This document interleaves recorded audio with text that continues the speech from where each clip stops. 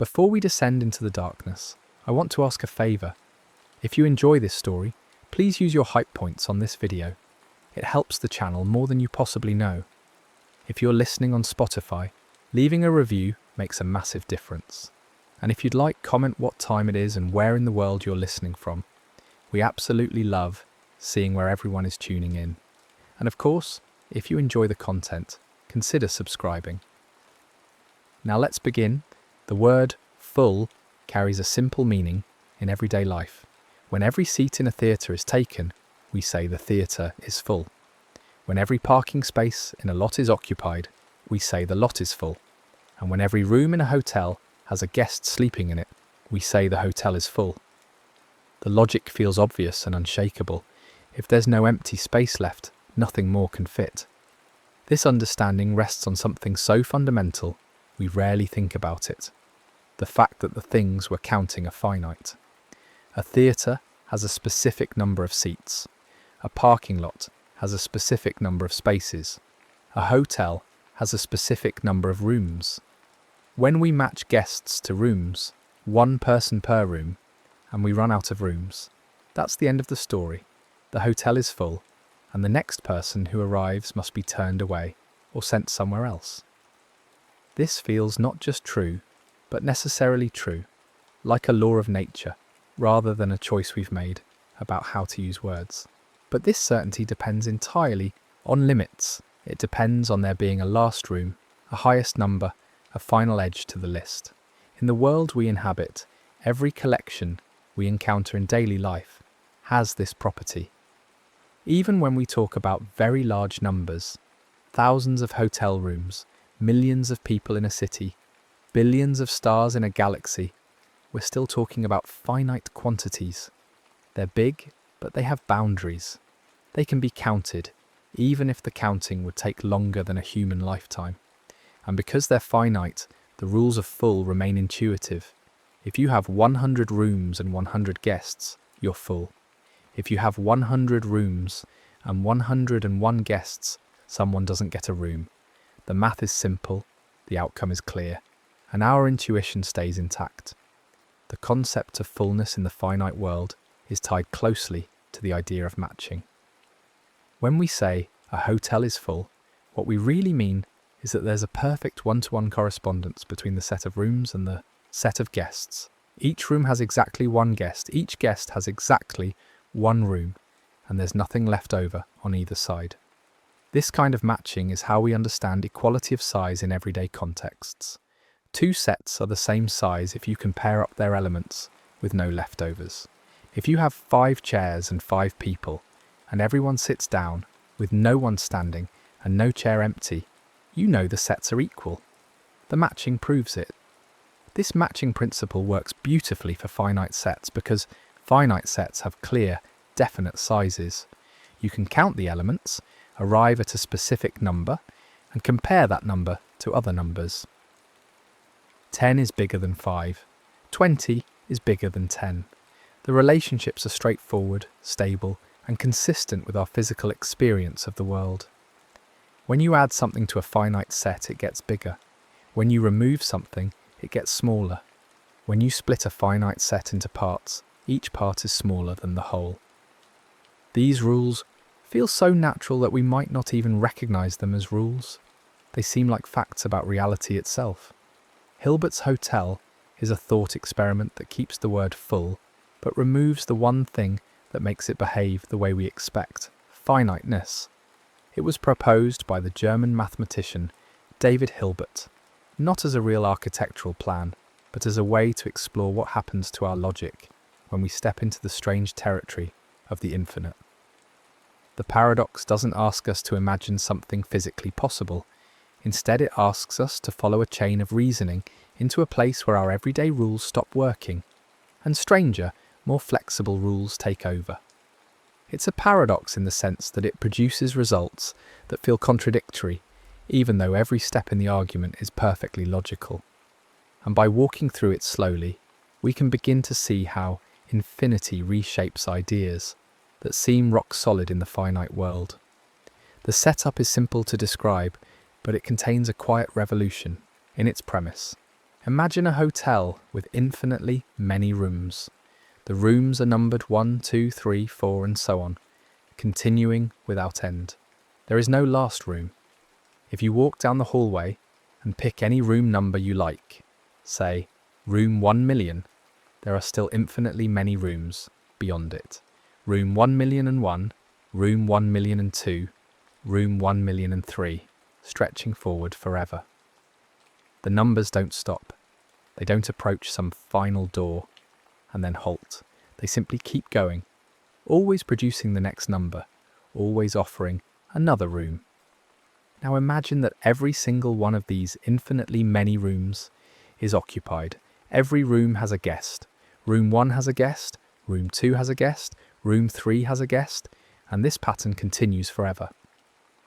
There is no room, no matter how far down the hallway you walk, that stands empty. In this sense, the hotel is full. Every available space is being used. Every bed has someone in it. If we were dealing with a finite hotel, this would mean the end of the story. No more guests could be accommodated. The manager would hang a sign that says, "No vacancy," and turn people away at the door. But in Hilbert's hotel, something different becomes possible, and the key to understanding it lies in the structure of the numbering itself. The word infinite here doesn't just mean very large, it means the list of rooms never ends. There is no highest number. No matter which room you point to, there's always a next one. This endlessness isn't a vague metaphor, it's a precise mathematical property. The rooms are countably infinite, meaning they can be put into a one-to-one correspondence with the natural numbers 1, 2, 3, 4, and so on forever. This structure, this endless progression, with a clear rule for moving from one number to the next, is what allows the paradox to operate. The natural numbers themselves form the foundation of counting. They're the numbers we learn as children, the numbers we use to enumerate objects and measure quantities in discrete units. 1 apple, 2 apples, 3 apples, first place, second place, third place. The natural numbers start at 1 and proceed in order, each number exactly 1. More than the previous number, with no gaps, no breaks, no sudden jumps. This orderly progression feels deeply familiar, almost comforting in its predictability. And because the progression never ends, the natural numbers form an infinite set, the most basic, the most intuitive infinite set in mathematics. When we say Hilbert's hotel has infinitely many rooms, we mean it has exactly as many rooms as there are natural numbers. We can match each room to a number. Room 1 corresponds to the number 1, room 2 corresponds to the number 2, and so on. This matching is perfect and complete. Every room gets a number, every number gets a room, and the correspondence stretches on forever. This is what mathematicians mean by countably infinite, a set that can be counted, using the natural numbers, even though the counting never finishes. Imagine a new guest arrives at the hotel in the middle of the night. They walk up to the front desk, tired and hoping for a room. In a normal, finite hotel, the manager would check the registry, see that every room is occupied, and apologise. There's nothing to be done. But in Hilbert's hotel, the manager smiles and says there's no problem at all. They pick up the phone and make an announcement to every guest currently in the building. The message is simple. Please move from the room you're in now to the room with the next number. If you're in room 1, move to room 2. If you're in room 2, move to room 3. If you're in room 3, move to room 4. And so on. For every guest, forever. This shift feels impossible at first. If the hotel was full before, how can anyone move? Where is there space to move into? But follow the logic carefully. The guest in room 1 moves to room 2, but room 2 is occupied. So, where does that guest go? They move to room 3. But room 3 was also occupied. So where does that guest go? They move to room 4.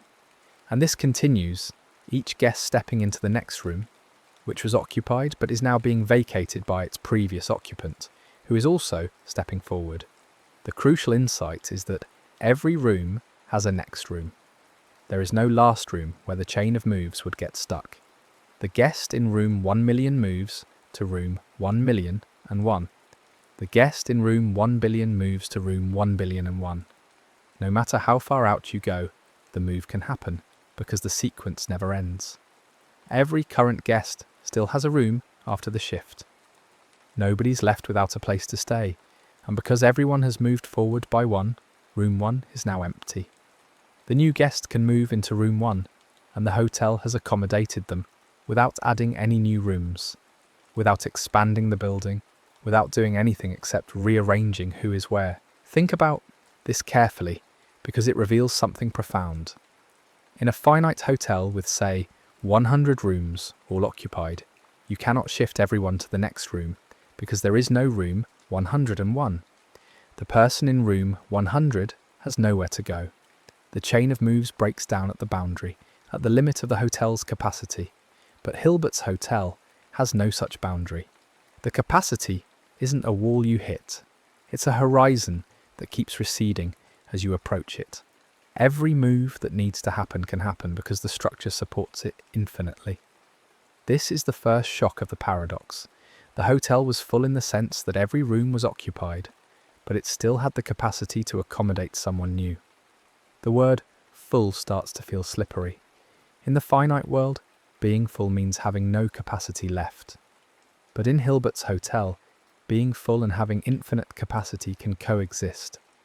The paradox doesn't rely on tricks or wordplay. It relies on the simple fact that infinity behaves differently than any large finite number. You can take something infinite, shift it, and create space that wasn't there before, even though nothing was added. Now the paradox deepens.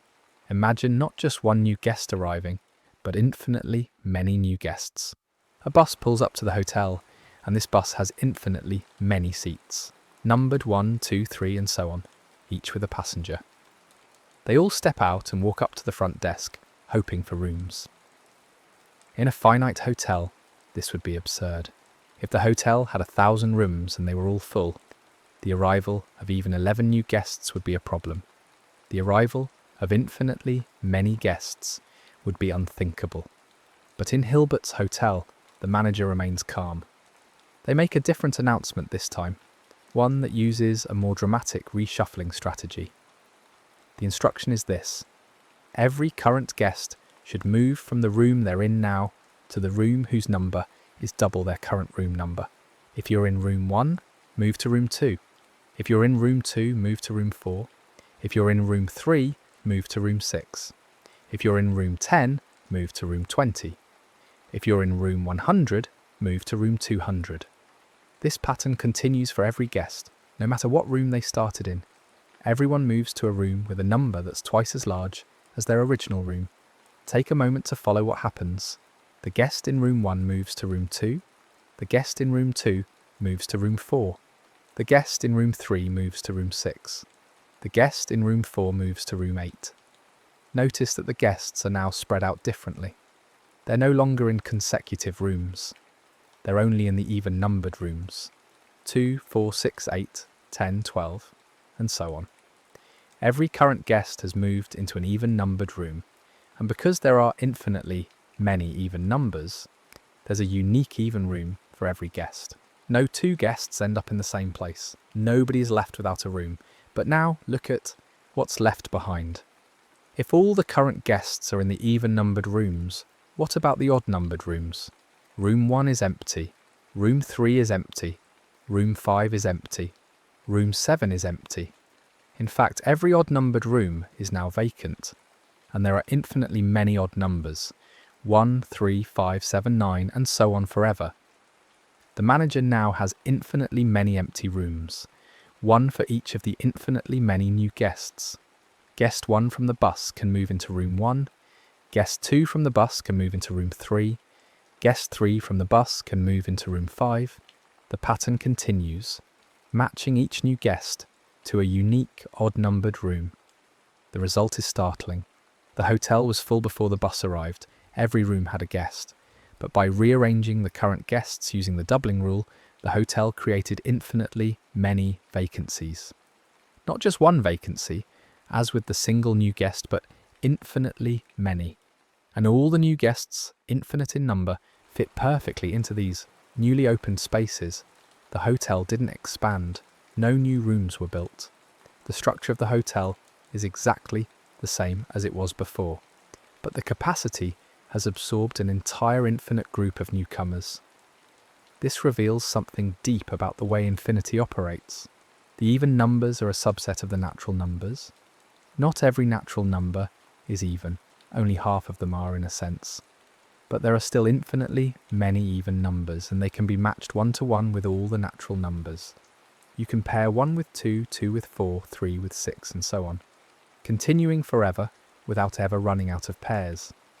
This means the even numbers, despite being part of the natural numbers, are the same size in a precise mathematical sense. They have the same cardinality. This is impossible in the finite world. If you have 10 objects and you take a proper subset of them, say 5 objects, the subset is smaller. But with infinite sets, a proper subset can have the same size as the whole. This is one of the signature features of infinity, one of the ways it defies our everyday intuition. Consider what this means for our understanding of size and containment. In the finite realm, part of always means smaller than. If you have a basket of apples and you remove some apples to make a smaller pile, the smaller pile contains fewer apples than the original basket. This relationship is so fundamental to our experience that it shapes how we think about quantity itself. But in the infinite realm, this relationship breaks down. You can have a collection that's entirely contained within another collection, yet the two collections can be matched up perfectly, element by element, with nothing left over on either side. The even numbers sit entirely within the natural numbers. Every even number is a natural number, but not every natural number is even. So the even numbers are a proper subset. They're part of the whole, but not all of it. And yet, if you try to count the even numbers, you'll never finish, just as you'll never finish counting the natural numbers.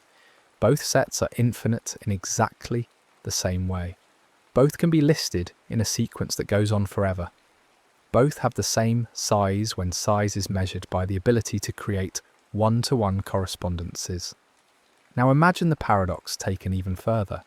Instead of one bus with infinitely many passengers, imagine infinitely many buses arrive, each carrying infinitely many passengers.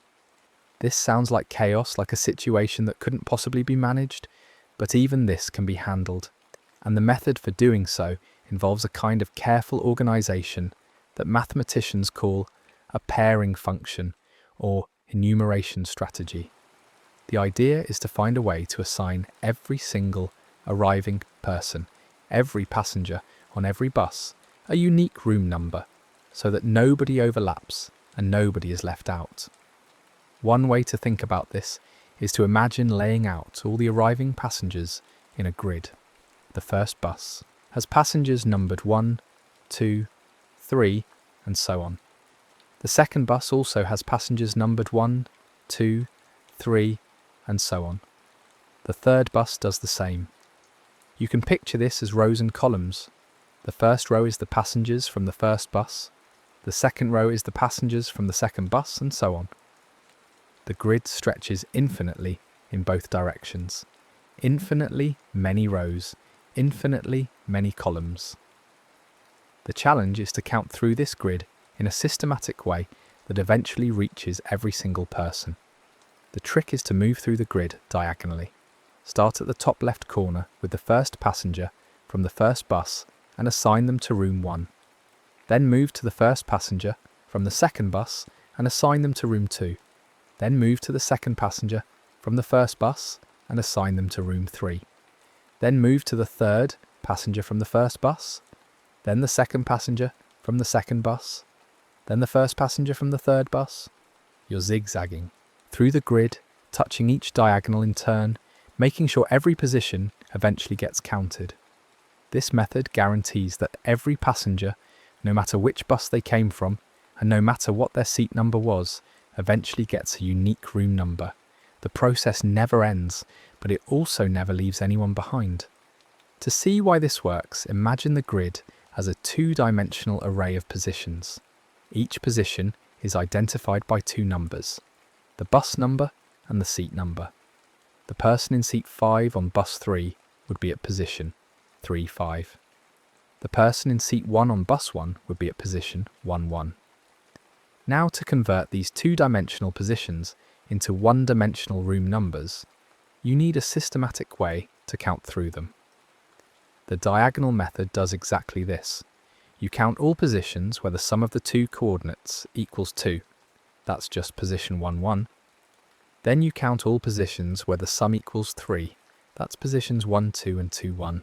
Then you count all positions where the sum equals 4. That's positions 1-3, 2-2 and 3-1. And so on.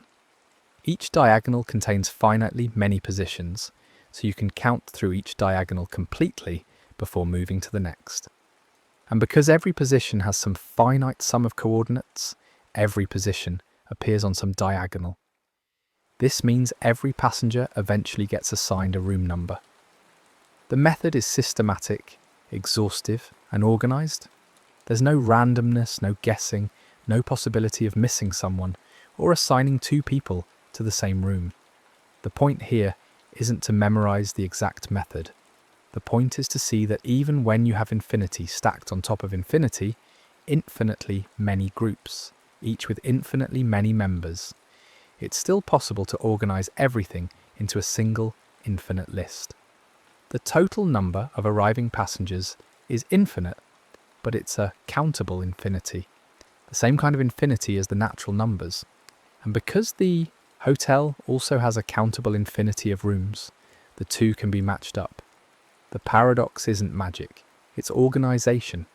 It's the realisation that infinite lists can be rearranged, combined, and fitted together in ways that would be impossible if any of the quantities involved were finite. This capacity for reorganisation is one of the most striking features of countably infinite sets.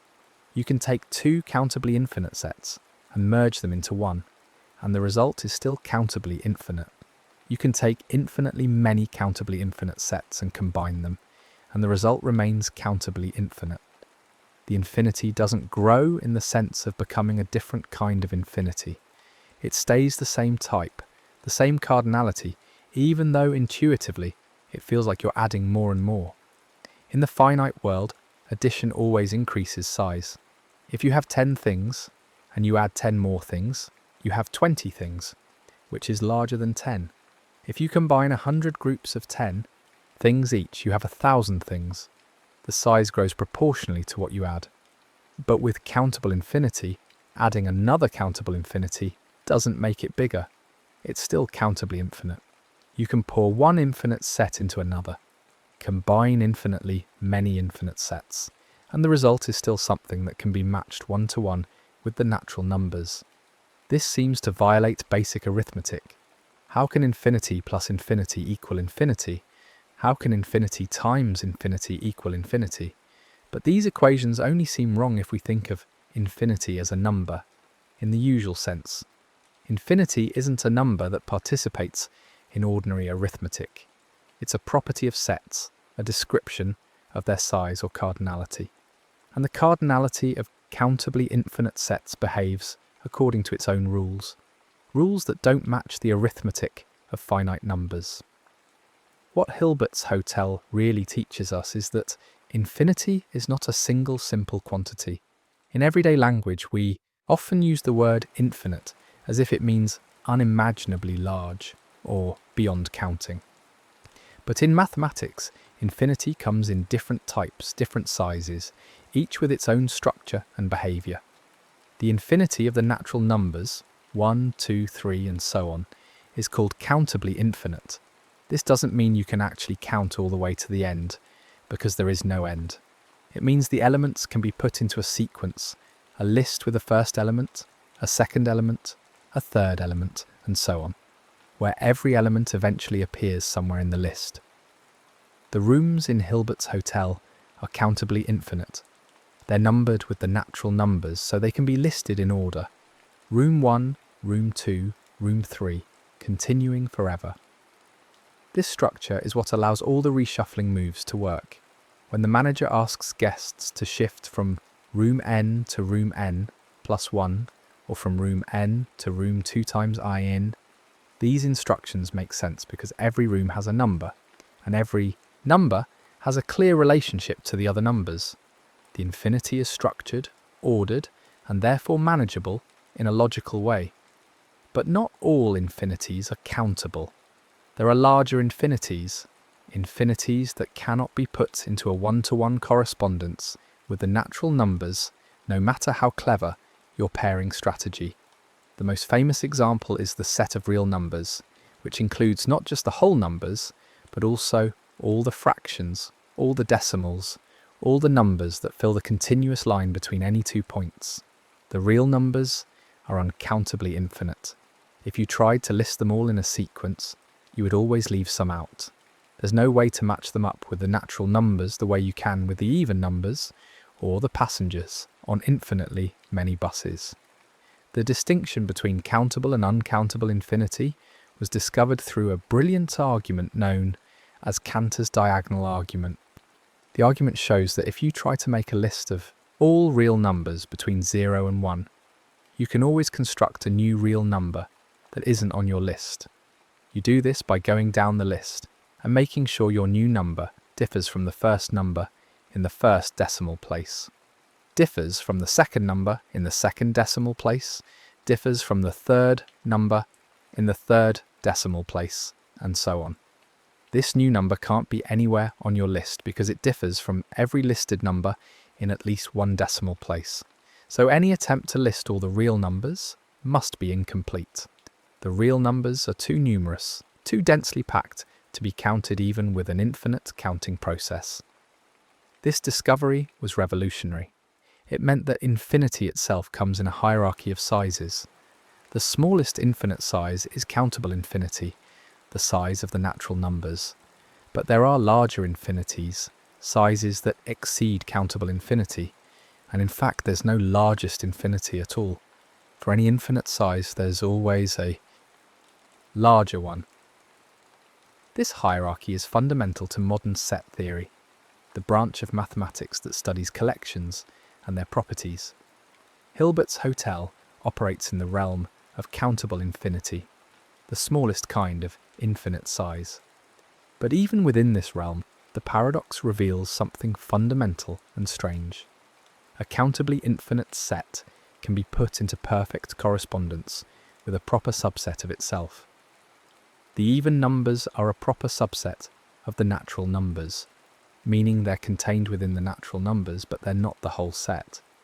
Yet there are just as many even numbers as there are natural numbers in total. You can pair them up one-to-one with no leftovers on either side. This is impossible in the finite world. If you have a finite set and you remove some elements, the subset is genuinely smaller. But with infinite sets, part of doesn't always mean smaller in the way we expect. This property, that an infinite set can be matched with a proper subset of itself, is sometimes used as a definition of infinity. A set is infinite if and only if it can be put into one-to-one correspondence with some proper subset of itself. This definition captures something essential about infinity. It's a kind of size that doesn't diminish when you remove part of it, a kind of container that doesn't empty when you pour part of it out. Consider the integers, which include all positive and negative whole numbers as well as 0. The integers extend infinitely in both directions. Negative infinity on one side, positive infinity on the other. How many integers are there compared to natural numbers? You might think there are twice as many, since the integers include both positive and negative numbers. But in fact the integers are also countably infinite, and they're the same size as the natural numbers. You can create a listing that counts them all. 0, 1, -1, 2, -2, 3, -3, and so on. This listing eventually reaches every integer, proving that the integers can be matched one-to-one with the natural numbers. So even though the integers seem more numerous because they extend in both directions, they're the same infinite size as the natural numbers. Or consider the rational numbers, the fractions. Every fraction, every ratio of two integers is a rational number. There are infinitely many fractions between any two whole numbers. Between 0 and 1 alone, there are infinitely many fractions, 1/2, 1/3, 1/4 and so on, plus 2/3, 3/4, and countless others. It seems like the rational numbers must be a much larger set than the natural numbers. But remarkably, the rationals are also countably infinite. You can list them systematically using a method similar to the diagonal counting used for the buses. The rationals are dense. They're packed infinitely tightly along the number line, but they're still countable. They're still the same size as the natural numbers. This is one of the most counterintuitive results in all of mathematics. The rational numbers fill the number line densely, with infinitely many fractions between any 2 points. Yet they're the same size as the natural numbers, which are spread out with gaps between them. Density and size are different properties. A set can be densely packed and still be countable. The key is whether you can organize the set into a list, a sequence that eventually includes every element. These examples show that countable infinity is remarkably robust. You can spread elements out, pack them densely, extend them in multiple directions, combine them in complex ways, and as long as you can find a systematic way to list them all, they remain countably infinite. The size doesn't change. The cardinality stays the same. Countable infinity is the kind of infinity that yields to organization, that can be tamed by systematic enumeration. But the real numbers resist this organization. The continuum, the complete number line with all its points, is uncountably infinite. It's a larger infinity, a different kind of vastness. You cannot make a list of all real numbers. You cannot assign each one a natural number position in a sequence. There are simply too many of them. They're packed so densely, so continuously, that any attempt to count through them will miss most of them. If Hilbert's hotel tried to accommodate all the real numbers, it would fail. There aren't enough rooms. Even with infinitely many rooms, numbered with the natural numbers, the hotel cannot house the uncountable. The real numbers exceed the capacity of any countably infinite structure.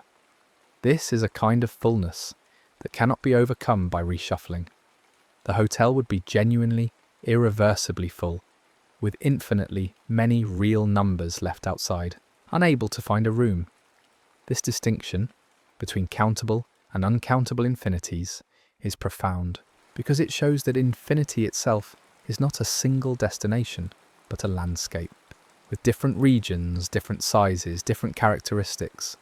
The paradox of Hilbert's hotel works precisely because the hotel's capacity matches the size of the sets arriving. All the guests, all the buses, all the passengers are countably infinite, matching the countably infinite rooms. The manager can always find a way to reorganize because the type of infinity on both sides is the same. This matching of infinities is reminiscent of how finite numbers work, but with crucial differences. If you have 10 rooms and 10 guests, you can match them perfectly. If you have 10 rooms and 20 guests, you cannot. The size matters. With infinite sets, the type of infinity matters in a similar way. Countably infinite guests can fit into a countably infinite hotel. Uncountably infinite guests cannot. The concept of size still applies, but it requires understanding the different levels of infinity. The paradox also touches on the nature of mathematical existence. The hotel doesn't exist physically, but it exists as a concept, as a logical structure that follows consistent rules. In mathematics, this kind of existence is often sufficient. Mathematicians study objects that cannot be built in the physical world. Perfect circles, infinite sets, higher dimensional spaces, because these objects have logical coherence and yield insights about structure, pattern, and relationship. Hilbert's hotel is such an object. It cannot be built, but it can be understood. Its rules can be followed, its consequences can be explored, and those consequences reveal truths about infinity that apply far beyond the hotel itself. The reshuffling strategies used in the hotel are examples of bijections, one-to-one correspondences between sets. A bijection is a pairing where every element in the first set matches exactly one element in the second set, and vice versa, with nothing left unpaired on either side. Bijections are the fundamental tool for comparing sizes of sets. If two sets can be put into bijection, they have the same cardinality, the same size. The function that sends each natural number n to the even number 2 times n is a bijection between the natural numbers and the even numbers. The diagonal counting method is a bijection between the two-dimensional grid of bus and seat positions and the one-dimensional list of natural numbers. These bijections are not arbitrary. They're carefully constructed to ensure that every element gets paired exactly once. In the finite world, constructing a bijection is straightforward. You just match elements one by one until you run out. In the infinite world, you need a rule, a formula, a systematic procedure that specifies the pairing for every element, even though you'll never finish actually performing all the pairings. The rule is what matters. The rule is what proves the bijection exists. And this highlights another aspect of mathematical thinking that the paradox illuminates: the difference between process and structure. Physically carrying out the moves in Hilbert's hotel would be impossible. You can't actually shift infinitely many guests, one by one, because the process would never end. But mathematically, the process doesn't need to be carried out. It only needs to be specified. The rule that says, move from room n to room n plus 1 is sufficient. It tells you what would happen if the process were carried out. It defines the structure of the new arrangement, even though the arrangement itself is never physically realized.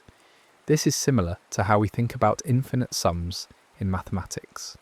The sum of 1/2 plus 1/4 plus 1/8 plus 1/16, continuing forever, equals 1. We can prove this without actually adding up infinitely many terms. The proof relies on understanding the pattern, the structure of the sum, not on completing an infinite process. Hilbert's hotel works the same way. We understand the reshuffling through the rules that define it, not by imagining every individual guest moving through every individual doorway. The paradox also invites us to think about potential versus actual infinity, a philosophical distinction that has occupied thinkers for centuries. Potential infinity is the idea that a process can continue without end. You can always add one more, take one more step, count one more number. Actual infinity is the idea that the infinite collection exists as a completed whole, all at once, as a finished totality. Hilbert's hotel treats infinity as actual. The hotel has infinitely many rooms, all existing simultaneously. Every room is already there, already numbered, already part of the structure. The guests move within this completed infinite structure. In some philosophical traditions, actual infinity is considered problematic or even impossible. How can something be both infinite and complete? If it's infinite, doesn't that mean it's unfinished, always growing, never final?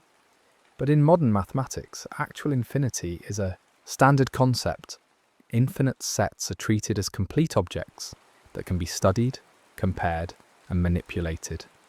The natural numbers form an infinite set, a finished, complete collection that contains infinitely many elements. This might seem paradoxical philosophically, but it's coherent mathematically. The set exists as a defined object with specific properties, even though it has no end. Hilbert's hotel embodies this idea of actual infinity. The hotel is complete. It's not under construction, with new rooms being added over time. It already has all its infinitely many rooms, standing there, waiting, available. The paradox operates within this completed infinite space, showing what becomes possible when infinity is treated as an actual existing structure rather than an ongoing, never-finished process. This completeness is what allows the paradox to be so neat, so satisfying in its logic. If the hotel were only potentially infinite, if rooms were added as needed, the reshuffling, wouldn't work the same way. The manager would have to build new rooms to accommodate new guests, and the paradox would collapse into something more mundane. But because the infinity is actual, because all the rooms already exist, the manager can perform miracles of reorganization without altering the hotel itself. The paradox also connects to the concept of limits, which is central to calculus and mathematical analysis. A limit describes what happens as a process approaches infinity. For example, as you add more and more terms to the sum 1/2 plus 1/4 plus 1/8 and so on, the total gets closer and closer to 1. The limit of the sum, as the number of terms goes to infinity, is exactly 1. Limits allow us to work with infinite processes in a precise, controlled way.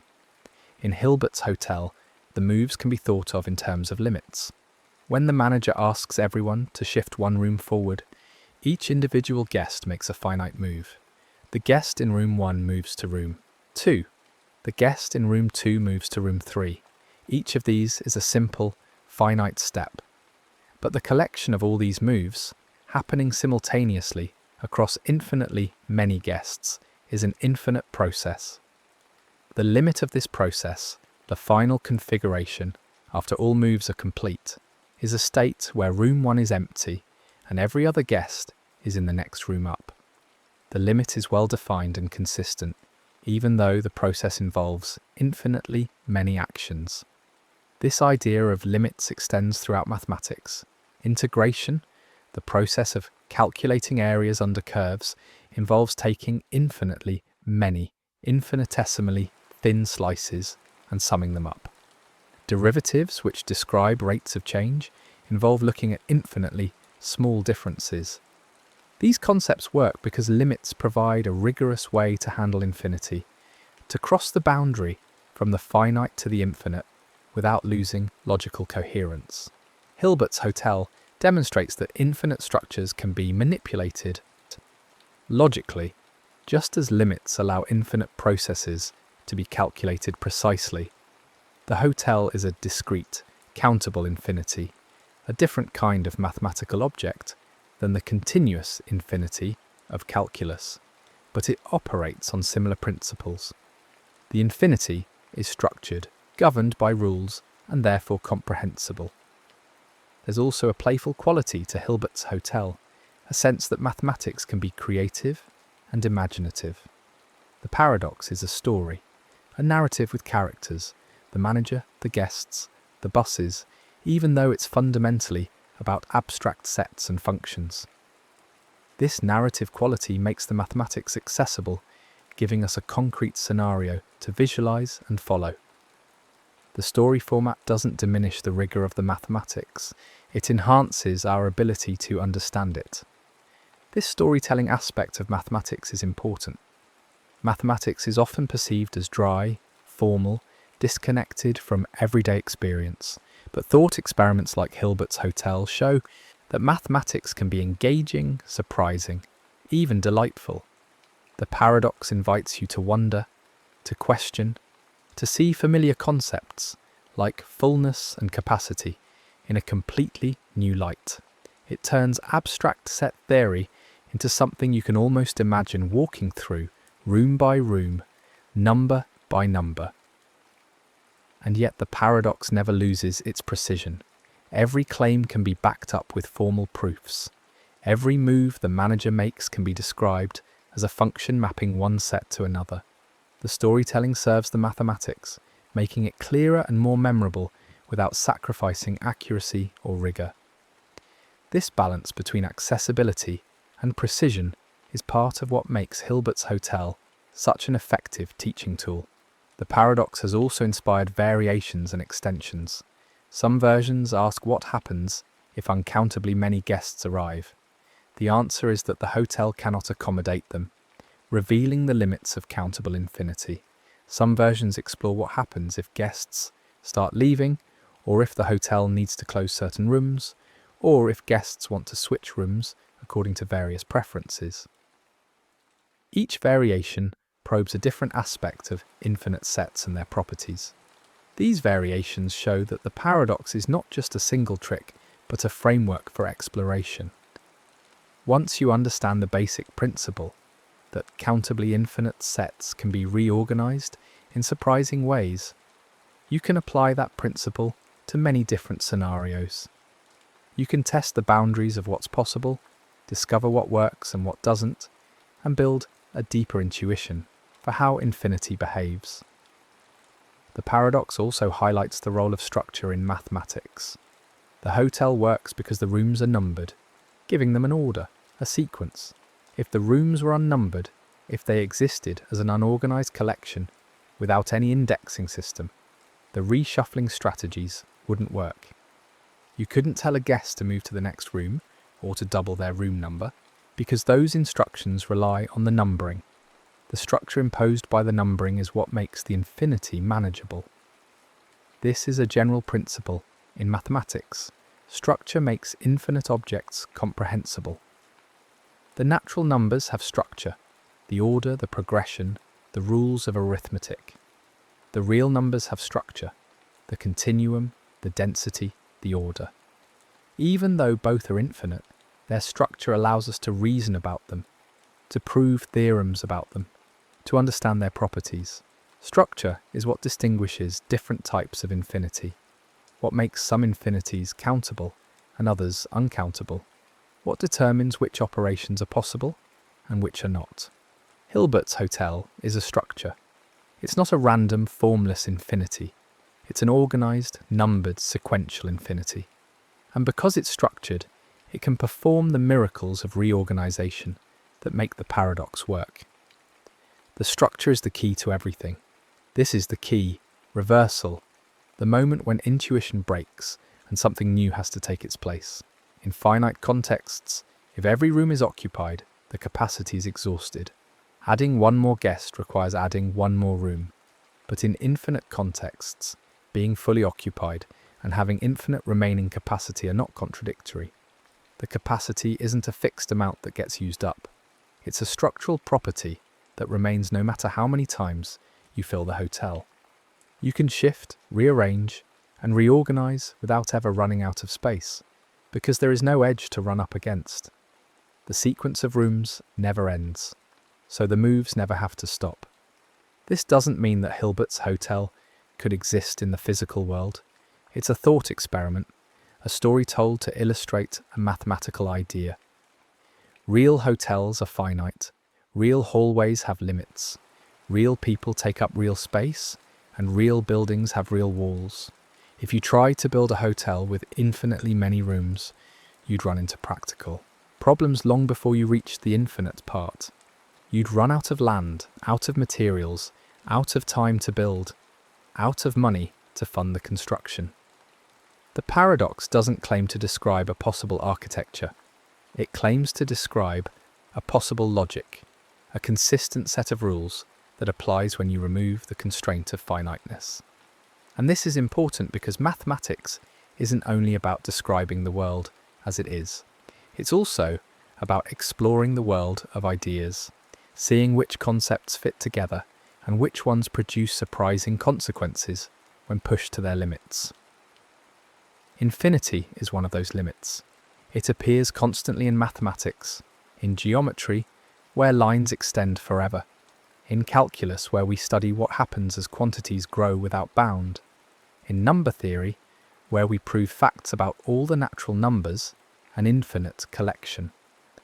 Understanding how infinity behaves and how it differs from the finite cases we're used to is essential for making sense of large parts of modern mathematics.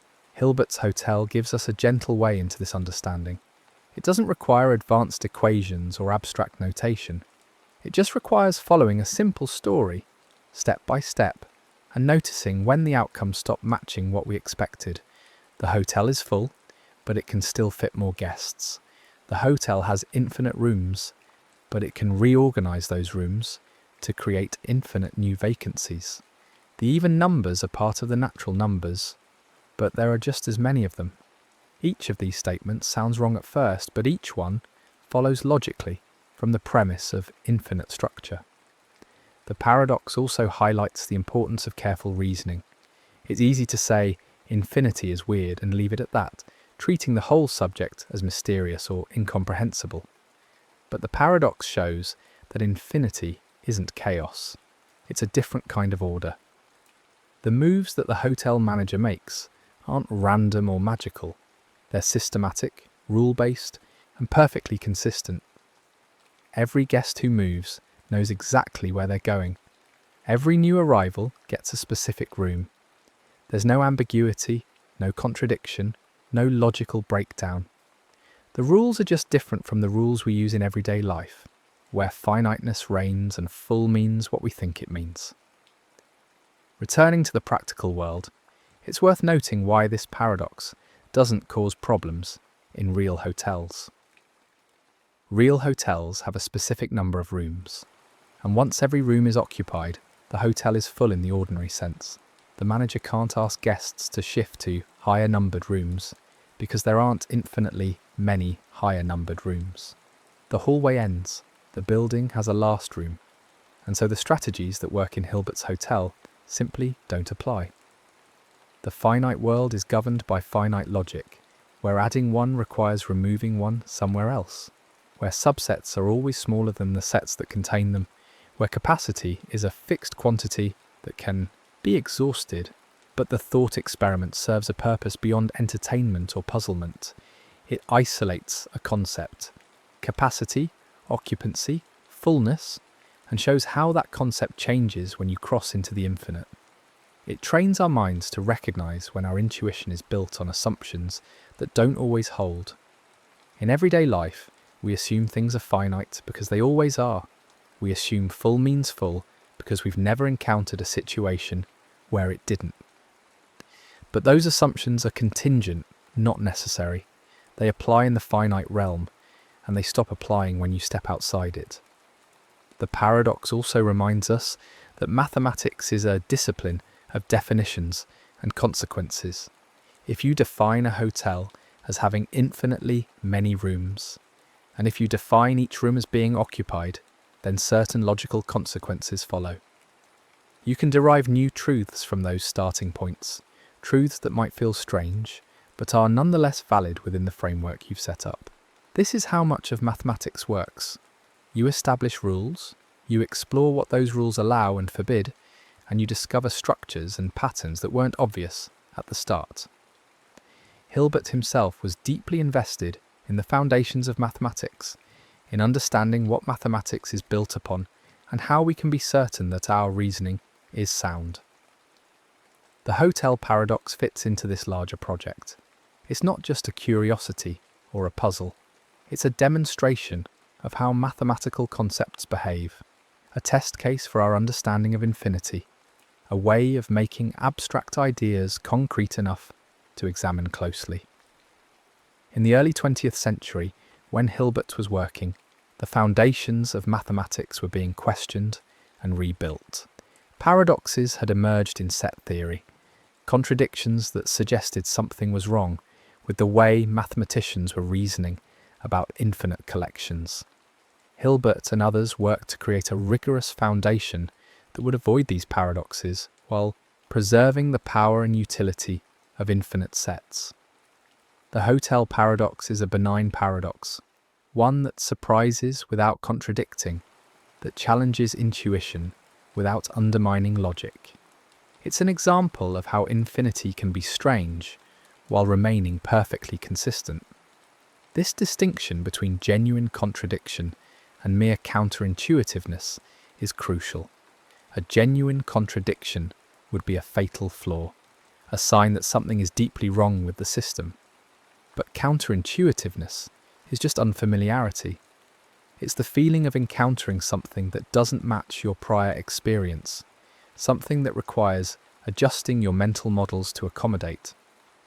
Hilbert's hotel is counterintuitive, not contradictory.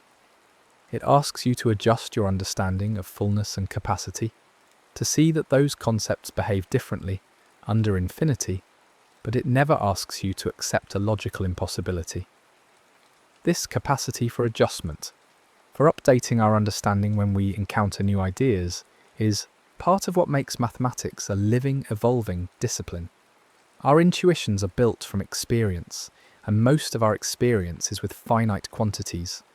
But mathematics allows us to go beyond experience, to explore realms that we cannot directly observe or manipulate.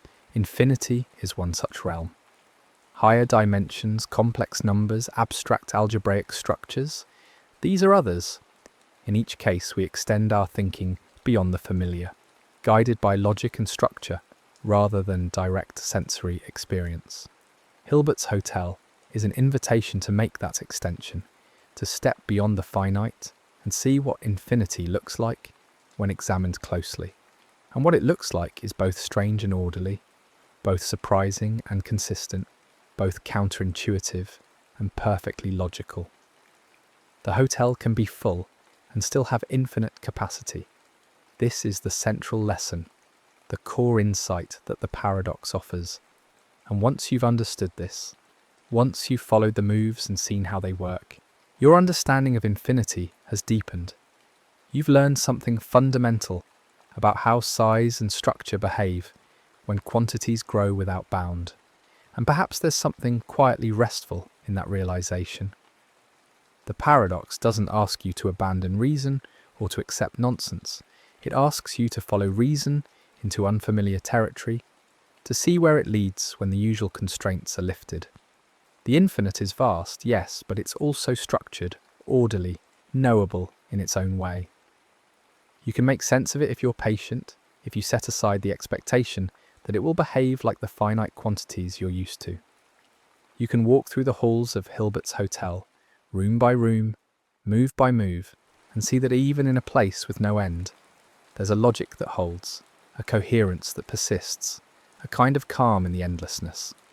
The story of Hilbert's Hotel is, in the end, a story about letting go of certain expectations and seeing what happens when you do. It's a story about the flexibility of infinite structures, the surprising ways they can be rearranged and reorganized. It's a story about the difference between size as we experience it in daily life, concrete, bounded, exhaustible, and size as it appears in the abstract realm of mathematics, where quantities can grow without limit and sets can contain as many elements as their subsets. It's a story that begins with a simple question: what if a hotel had infinitely many rooms? And unfolds into a series of gentle revelations about what infinity really means. The takeaway isn't that the world is paradoxical in some troubling way, or that logic breaks down when things get too big. The takeaway is that our intuition is calibrated to the finite, and infinity is a different beast entirely. It follows different rules, allows different possibilities, produces different outcomes. But it's not irrational, it's not beyond understanding, it's just beyond the everyday, beyond the realm of things we can touch and count and line up in a row. And by walking through the paradox step by step, by following the moves the hotel manager makes and seeing how they work, we train ourselves to think about the infinite in a clearer, more structured way. Hilbert's Hotel is a place you'll never visit, a building that could never be built, a scenario that will never play out in the physical world. But it's also a place where ideas come into focus, where the abstract becomes almost tangible, where the strange logic of infinity reveals itself through something as ordinary as a guest checking into a room. It's a thought experiment designed to stretch the mind gently, to show that what feels impossible can be perfectly logical once the right framework is in place. And in that sense, it's a kind of gift, a way of seeing beyond the finite limits of everyday life, into a realm where the rules are different but no less real, no less worthy of understanding. As you settle into the quiet of the idea, letting the moves and the numbers and the infinite hallways drift through your thoughts, there's a kind of peace in the consistency of it all. The hotel never runs out of room. The guests never stop moving. The numbers never end. It's a system that sustains itself forever. Not through magic, but through structure. Not through chaos, but through order. And perhaps that's the most comforting part of the paradox.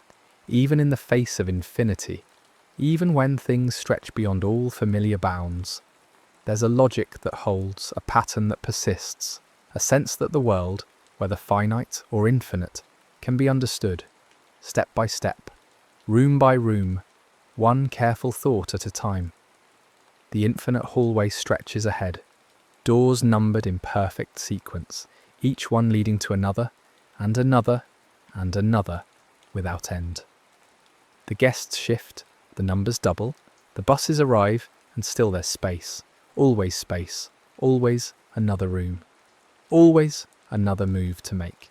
The paradox isn't a problem to be solved, but a perspective to be gained, a way of seeing that what seemed impossible becomes, in the context of infinity, simply the way things are. And in that realization, there's a quiet satisfaction, a gentle acceptance of the strange and beautiful rules that govern the infinite. A sense that even the endless can be known, can be navigated, can be understood with patience and care. So the hotel stands, infinitely tall or infinitely long, its doors numbered forever, its guests endlessly shifting, its capacity never exhausted. And the paradox remains, not as a puzzle that defeats us, but as a lesson that guides us, showing that infinity is not a wall we hit, but a horizon we approach, always revealing more, always offering space, always consistent in its own peculiar logic. The finite world ends, but the infinite world simply continues. Room after room, step after step, thought after thought, a calm and endless progression into understanding. The next story is about to begin. Please relax and enjoy. The human mind expects language to behave in certain predictable ways. When we make a statement about the world, we assume it can be measured against reality and assigned a value, true or false. A sentence that says the sky is blue can be checked. A sentence that says water freezes at 0 degrees Celsius can be tested. The system feels stable because there is something outside the sentence, some fact, some condition in the world that determines whether the claim holds up. Truth in this ordinary sense is a relationship between what we say and what is. The sentence points outward, and the world either confirms it or contradicts it. But there exists a sentence that does not point outward. It does not describe the sky or water or any object you could touch or measure. Instead, it turns inward and makes a claim about itself. The sentence is short, almost laughably simple. This statement is false? At first glance, it seems like a minor curiosity, a linguistic trick that might amuse someone for a moment before they move on. But the simplicity is deceptive. This sentence does not behave the way language is supposed to behave. It does not allow you to assign it a truth value and walk away. Instead, it creates a loop, a cycle of reasoning that tightens with every step. And no matter how carefully you approach it, the sentence refuses to settle into either category. It is not a failure of your thinking. It is not a lack of information. It is a structural problem embedded in the sentence itself, and it has troubled philosophers, logicians, and mathematicians for more than 2,000 years. The trouble begins with self-reference. Most sentences point at something else. They describe events, objects, properties, relationships. But this sentence points at itself. The subject of the claim is the claim. The statement is both the thing being evaluated and the tool doing the evaluation. That doubling creates a peculiar tension, because truth is normally a judgment. We apply from the outside. We stand apart from a sentence, compare it to the world, and decide whether it fits. But when a sentence folds back on itself, there is no outside position. You are inside the loop the moment you try to evaluate it. And the loop, as it turns out, has no exit. The paradox is often called the liar paradox, though the name is slightly misleading. There is no liar here, no person making a false claim with intent to deceive. The sentence is not about dishonesty, it is about structure. It is about what happens when language is allowed to reference itself in a particular way, combined with a claim about truth. The ancient Greeks were aware of this problem. Epimenides, a Cretan, is said to have declared that all Cretans are liars, and from that declaration, a version of the paradox emerged. but the clearest, simplest form strips away the cultural context and the human element. It removes the liar and leaves only the loop. This statement is false. 4 words, and the entire edifice of binary truth begins to wobble. Before we trace the reasoning that creates the paradox, it helps to understand what makes this sentence different from the vast majority of statements we encounter. Consider a typical declarative sentence. The cat is on the mat. This sentence has a subject, the cat, and it makes a claim about that subject's location. We can verify the claim by looking at the world. Is there a cat? Is there a mat? Is the cat positioned on the mat? The sentence reaches out into physical space and makes a testable assertion. The truth value depends on correspondence. Does the sentence match the facts? Now consider a sentence like snow is white. This is a general claim about a property of snow. We can test it by examining snow, observing its colour, and comparing that observation to the claim. Again, the sentence points outward. It describes something in the world, and the world either supports the description or contradicts it. The mechanism is straightforward. The sentence is a kind of map, and we check whether the map corresponds to the territory. Even abstract sentences follow this pattern in most cases. 7 plus 5 equals 12 makes a claim about mathematical relationships. We can verify it through calculation, through the axioms of arithmetic, through logical derivation. The sentence points to a mathematical truth, and we can confirm or deny it by examining the mathematical facts. The sentence has content that exists independently of the sentence itself. The number 12 does not depend on anyone saying 7 plus 5 equals 12. The claim is about something external to the claim.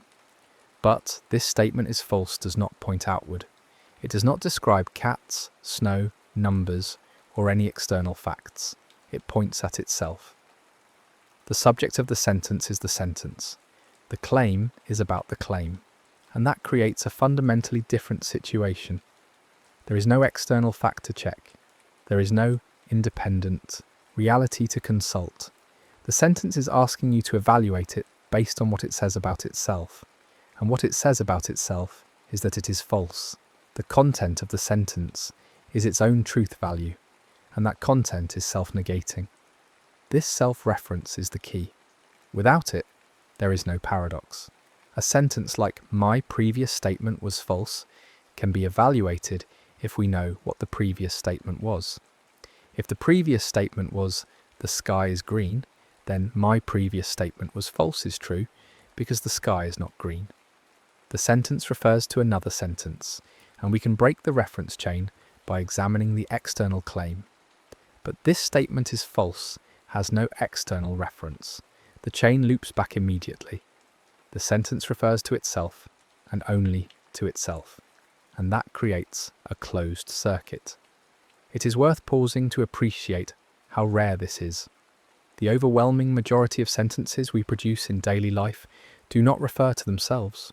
They refer to objects, events, people, ideas, anything except the sentence itself. Self-reference requires a deliberate act of linguistic construction. You have to design a sentence that points back at itself, and you have to do so explicitly. This statement is false is a deliberately engineered expression. It is not something that arises naturally in conversation. It is a philosophical thought experiment, a test case, a probe designed to reveal something about the structure of truth. And what it reveals, at first contact, is that something is wrong. The sentence feels unstable. It resists evaluation. You can almost feel the logical ground shifting beneath your feet when you try to assign it a truth value. And that feeling is not an illusion. It is a signal that the ordinary rules are not working, that the framework is encountering something it was not designed to handle. Let us try the most natural move first. Suppose the sentence is true. This is the default instinct. Take the sentence at face value. Assume it is telling the truth, and see where that leads. If the sentence is true, then what it asserts must be the case. The sentence asserts that it is false.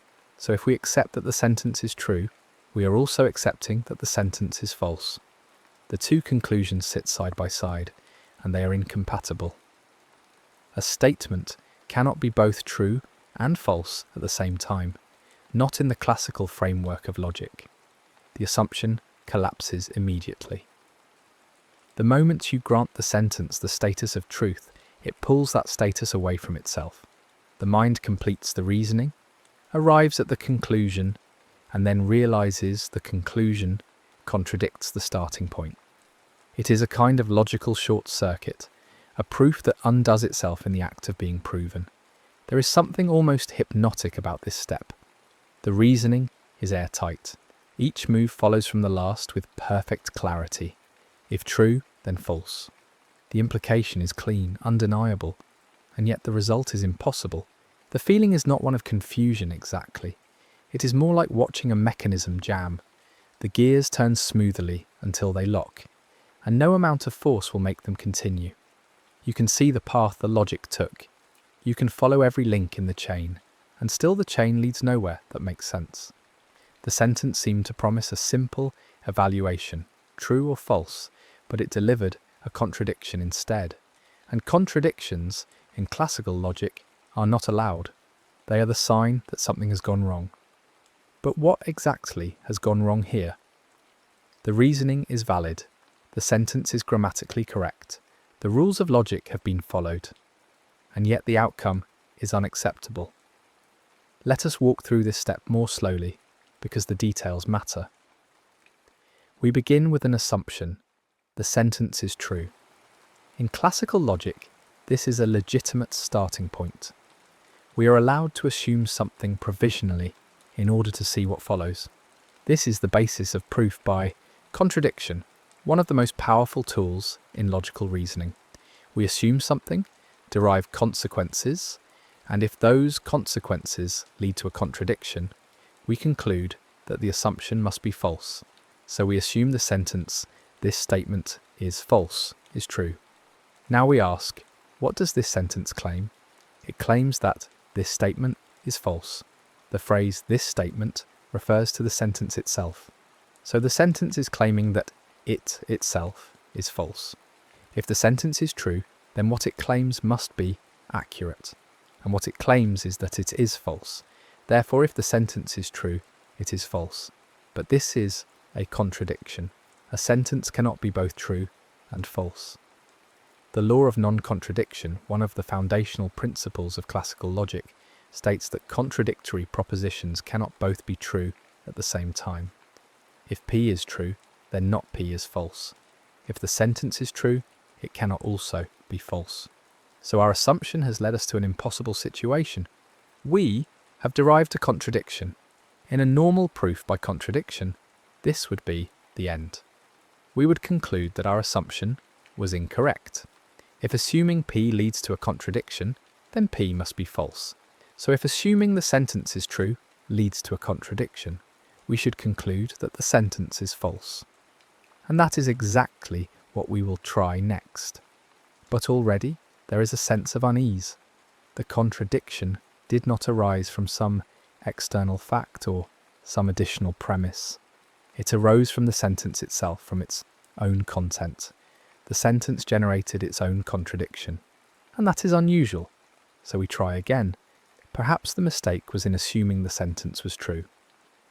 Let us take the opposite path. Suppose the sentence is false. This is the natural counterpoint, the other half of the binary choice. If the sentence is false, then what it claims is not the case. The sentence claims to be false. So if the sentence is false, then the claim, "this statement is false," is incorrect. But if that claim is incorrect, the sentence is not false. It must be true. And if it is true, we are back where we started.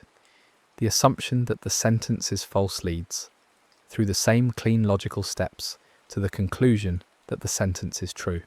But we began by supposing it was false. The assumption has generated its own negation. The proof has eaten itself again, but from the opposite direction. Let us trace this path carefully as well. We assume the sentence is false. We ask, what does the sentence claim? It claims to be false. If the sentence is false, then its claim is incorrect. If the claim "this statement is false" is incorrect, then the statement is not false. If it is not false, and we are working within a binary framework where every statement is either true or false, then it must be true. So if the sentence is false, it is true. Again, a contradiction. We assumed the sentence was false, and we derived the conclusion that it is true. The assumption and the conclusion are incompatible. By the logic of proof by contradiction, we should reject the assumption, but we have now tried both assumptions. We assumed the sentence was true, and that led to a contradiction. We assumed the sentence was false, and that also led to a contradiction. Both paths are blocked. Neither assumption can hold. Now the loop is visible. True implies false. False implies true. The two paths mirror each other, and neither one can hold. Each assumption leads to a conclusion that contradicts the assumption. There is no stable ground. You cannot call the sentence true because calling it true makes it false. You cannot call it false because calling it false makes it true. The sentence oscillates, flipping between the two values without ever settling on one. It is not that we lack the information to decide. It is not that the sentence is vague or ambiguous. The sentence is perfectly clear. The problem is that the clarity produces a contradiction, and the contradiction is baked into the structure of the sentence itself. This oscillation is not a failure of reasoning. The logic is impeccable. Every step is valid. Every inference is justified. The problem is not with the reasoning process. The problem is with the sentence. The sentence has been constructed in such a way that it cannot be consistently evaluated within the classical framework. It is a sentence that the system cannot process without generating contradictions.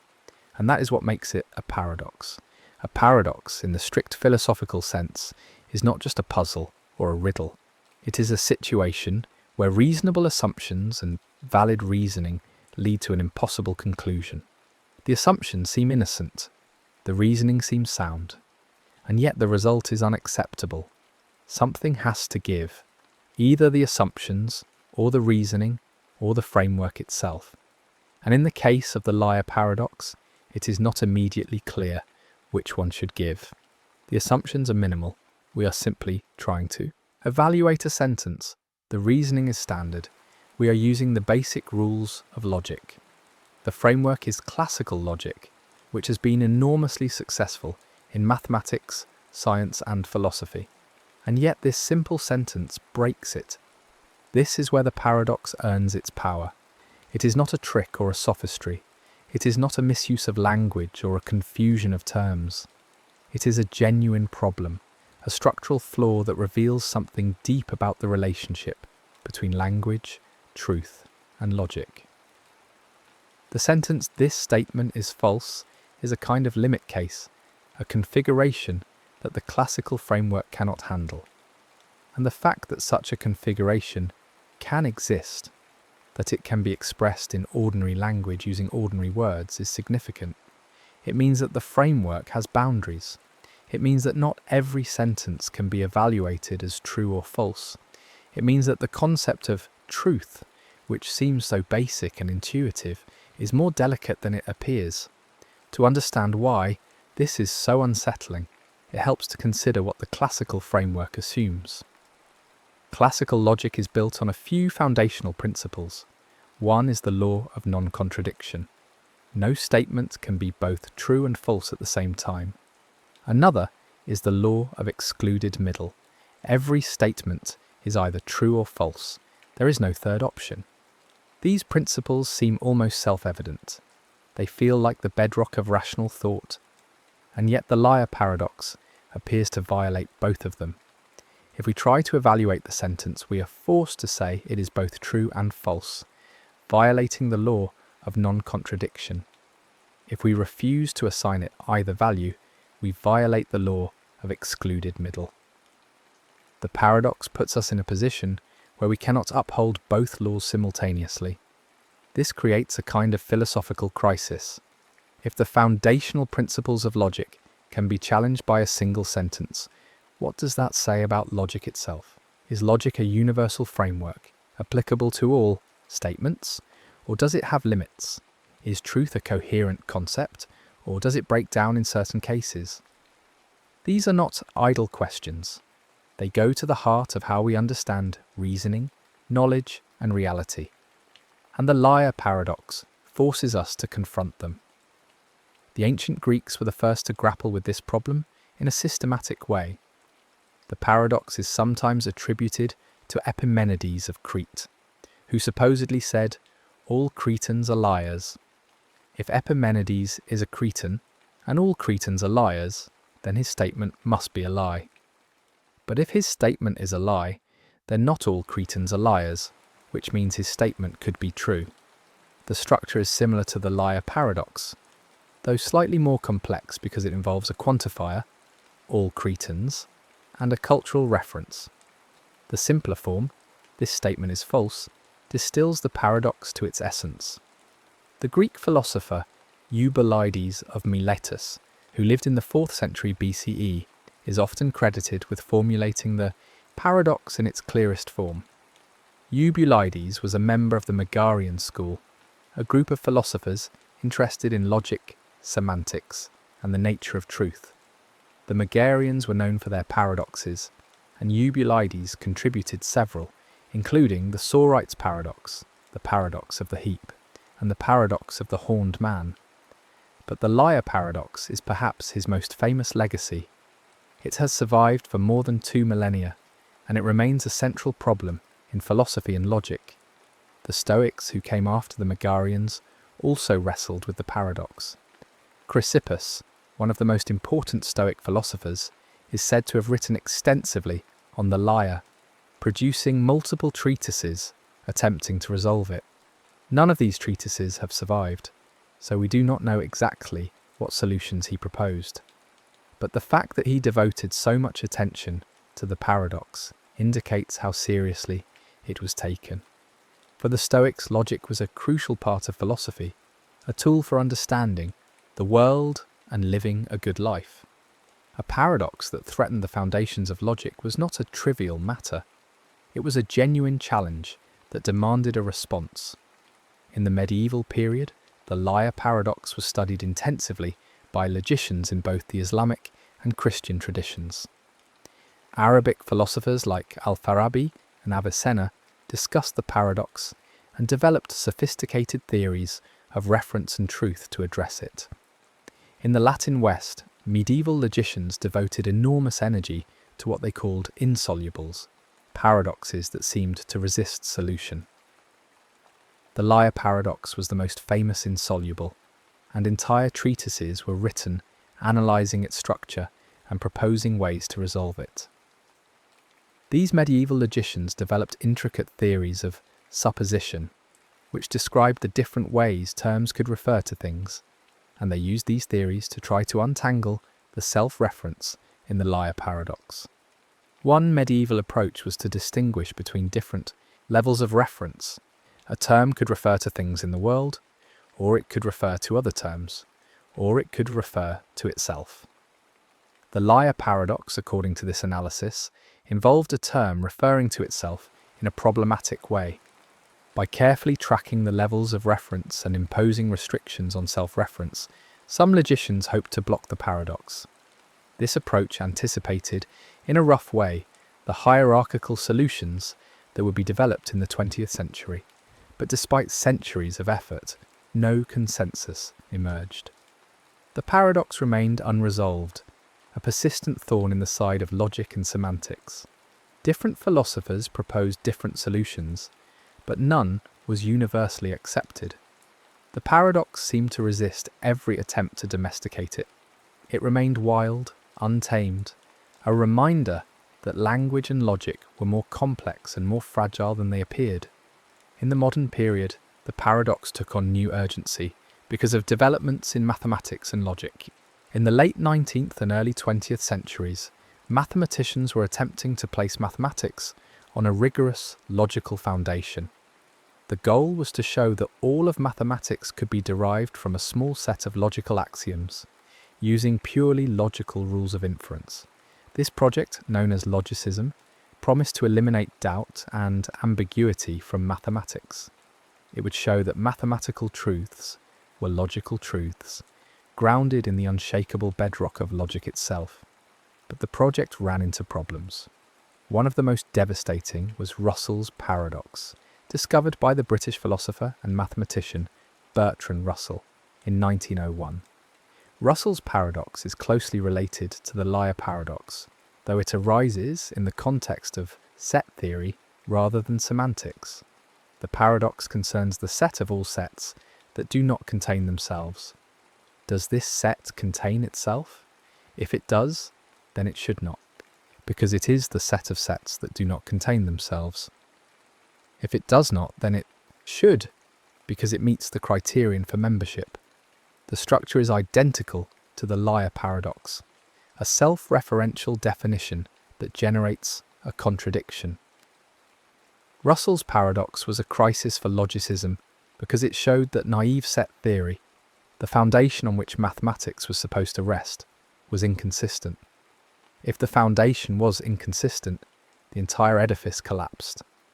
Mathematics could not be grounded in logic if logic itself contained contradictions. The paradox forced mathematicians and logicians to rethink their approach.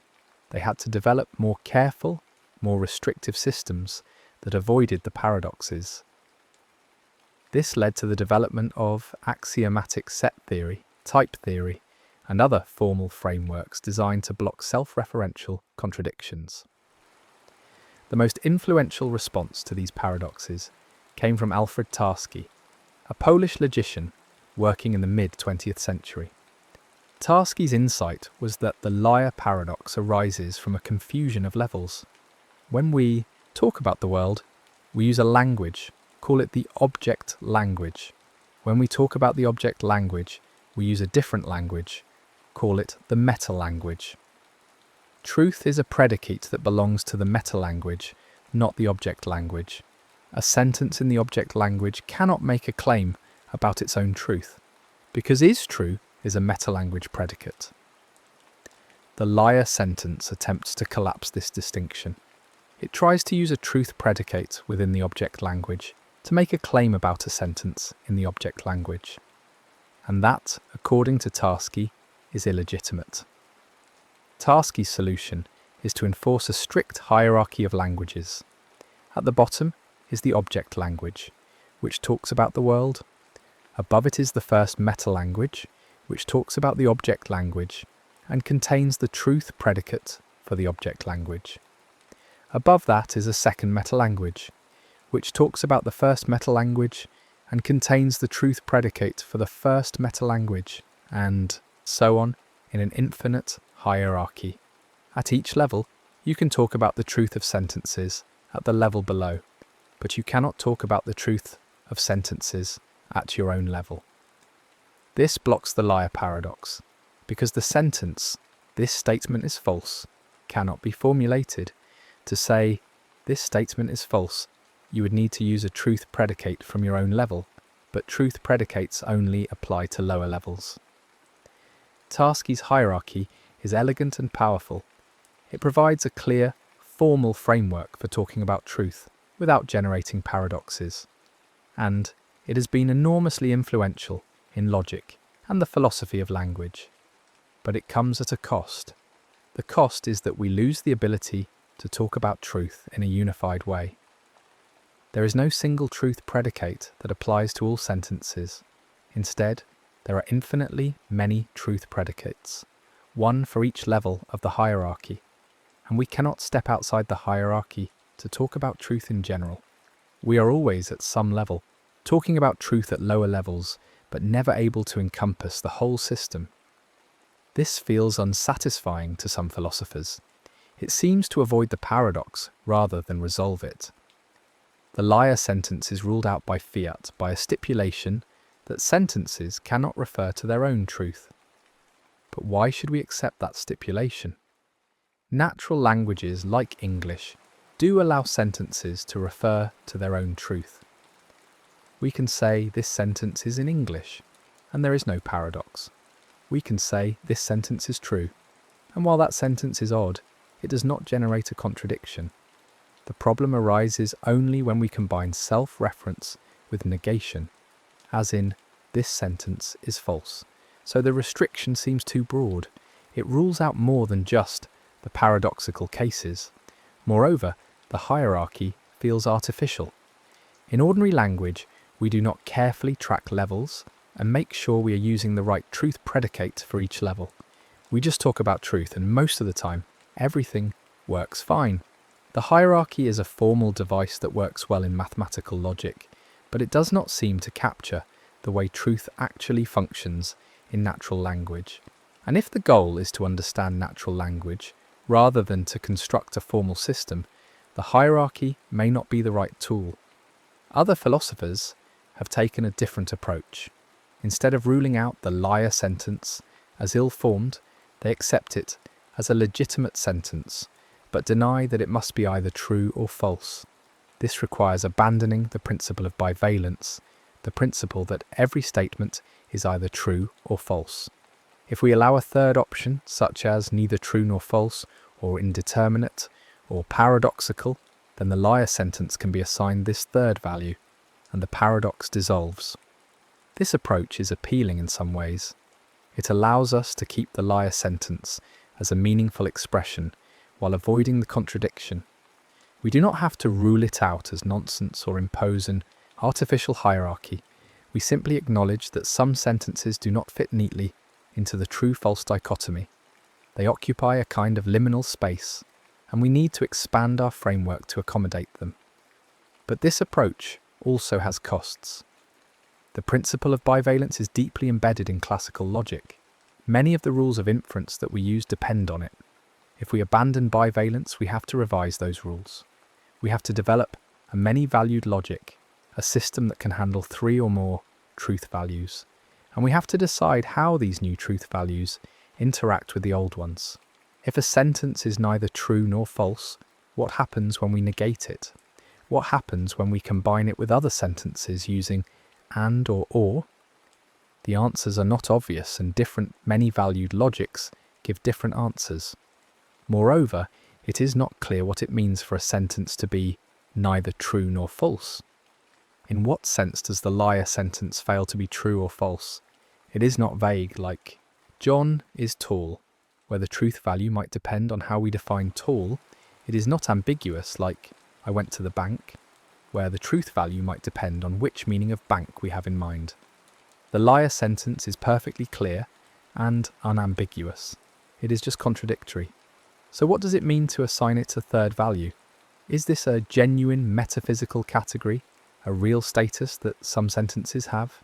Or is it just a formal device, a way of labelling problematic sentences without actually explaining what is going on? These questions do not have easy answers, and that is part of what makes the liar paradox so fascinating and so difficult. It is not a problem that can be solved by a single decisive move. Every solution involves trade-offs. Every approach has strengths and weaknesses. The paradox is a kind of stress test that reveals the limits of our theories. It shows where different theories break down, where they make commitments that might be questioned. Some philosophers have explored an even more radical approach, paraconsistent logic. Paraconsistent logic is a system that allows contradictions without collapsing into triviality. In classical logic, if you accept both a statement and its negation, you can derive any conclusion at all. This is called the principle of explosion. From a contradiction, anything follows. If both P and not P are true, then you can prove Q, where Q is any arbitrary statement. This makes classical logic very intolerant of contradictions. A single contradiction infects the entire system, making it useless. But paraconsistent logic rejects the principle of explosion. It allows you to accept contradictions in a controlled way without everything collapsing. The liar sentence in a paraconsistent framework can be both true and false. The contradiction is real, but it is contained. It does not spread to other parts of the system. You can still reason consistently about most things, even while accepting that some sentences are contradictory. This sounds strange, perhaps even incoherent. How can something be both true and false? Does this not violate the law of non-contradiction, one of the most basic principles of logic? Paraconsistent logicians argue that the law of non-contradiction, like other logical principles, is not absolute.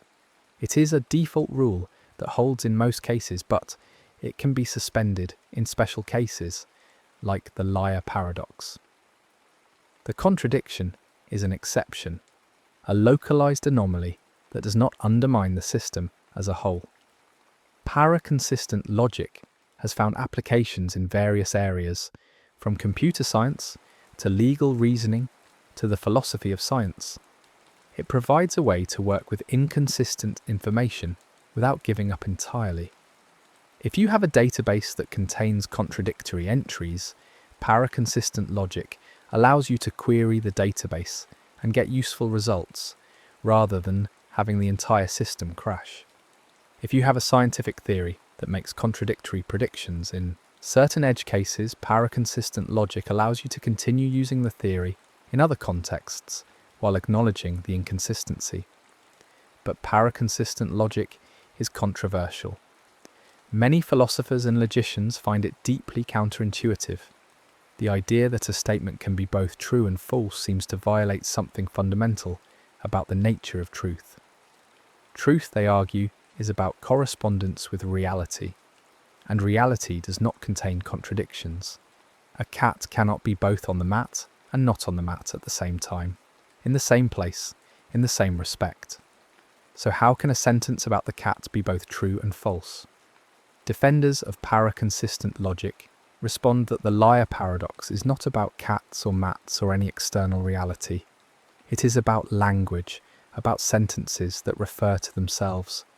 And language, unlike physical reality, can generate contradictions. The contradictions do not reflect inconsistencies in the world. They reflect structural features of language and logic. Paraconsistent logic is a tool for managing those features without pretending they do not exist. Another response to the liar paradox is to deny that it involves a genuine statement at all. According to this view, the sentence, "This statement is false," is not a real proposition. It may look like a statement, it may have the grammatical form of a statement, but it does not succeed in saying anything. It is a kind of pseudo-statement, a linguistic construction that fails to express a complete thought. This is similar to Tarski's approach, but it does not rely on a hierarchy of languages. Instead, it relies on a more general principle. Not every grammatically correct sentence expresses a proposition. Some sentences are defective in a way that prevents them from being evaluated as true or false. This view has some intuitive appeal. When you try to evaluate the liar sentence, there is a sense in which you cannot quite get a grip on it. It slips away. It does not seem to have a stable content. And that might be because it does not have any content. It is a kind of linguistic illusion, a sentence that looks meaningful but is actually empty. The challenge for this view is to explain what makes a sentence meaningful. What is the difference between a genuine statement and a pseudo-statement? The liar sentence uses ordinary words in an ordinary structure. It is not gibberish. It is not a random string of sounds. It seems to mean something. And if it means something, why can it not be evaluated as true or false? The defenders of this view need to provide a principled account of meaningfulness that rules out the liar sentence while preserving other self-referential sentences that are clearly meaningful. Yet another approach is to focus on the pragmatics of language use rather than the semantics of truth. According to this view, the problem with the liar sentence is not that it cannot be assigned a truth value, but that using it involves a kind of pragmatic incoherence. When you assert a sentence, you're implicitly committing to its truth. But if you assert this statement is false, you are committing to the claim that what you are asserting is false. That is a pragmatically incoherent speech act. It is like promising to break your promise or commanding someone not to obey your commands. The sentence might have a meaning, and it might even have a truth value, but the act of asserting it is self-defeating. This pragmatic approach shifts the focus from the sentence itself to the act of using the sentence. It treats the paradox as a problem about what we can coherently do with language, rather than a problem about what sentences can mean or what truth values they can have. And it suggests that the paradox might be resolved, or at least diffused, by paying more attention to the context of use, the intentions of speakers, and the norms of communication.